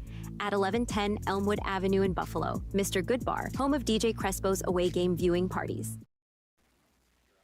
Well, the lights remain on Friday night for Friday Night Lights at Pop Warner Field. A terrific evening of high school football at Springville-Griffith Institute. 35-7. Salamanca comes away with the victory over Springville in Week 2. Jim Monis with Jack Kreuzer with you on Friday Night Lights. It was a terrific game tonight, presented by Villa Maria College, advancing educational opportunity for all of Western New York. Jim, your brief thoughts recapping tonight's game. Both quarterbacks gave it their all. Salamanca made the plays when the moment of truth plays, the game-flipping plays, Salamanca made when they had to. Springville had their chances. They're going to go back, kick themselves. Both teams got to cut out the penalties. Coaches will stress that all week. Well, next week we've got an incredible game for you on Friday Night Lights. It's a rematch of last year's Class AA Sectional Championship. Lancaster goes to Jamestown for one of the best games of the season. We hope you can join us to see the battle of two of the best running backs and two of the best coaches in Western New York's going head-to-head. Week 3, that's September 19th, 7 o'clock, right here on BTPM Create and BTPM NPR for Friday Night Lights, presented by Villa Maria College. Thanks for joining us this evening from Springville. Again, your final, 35-7. Salamanca defeats the Griffins of SGI. This is Jack Kreuzer saying I bid you adieu.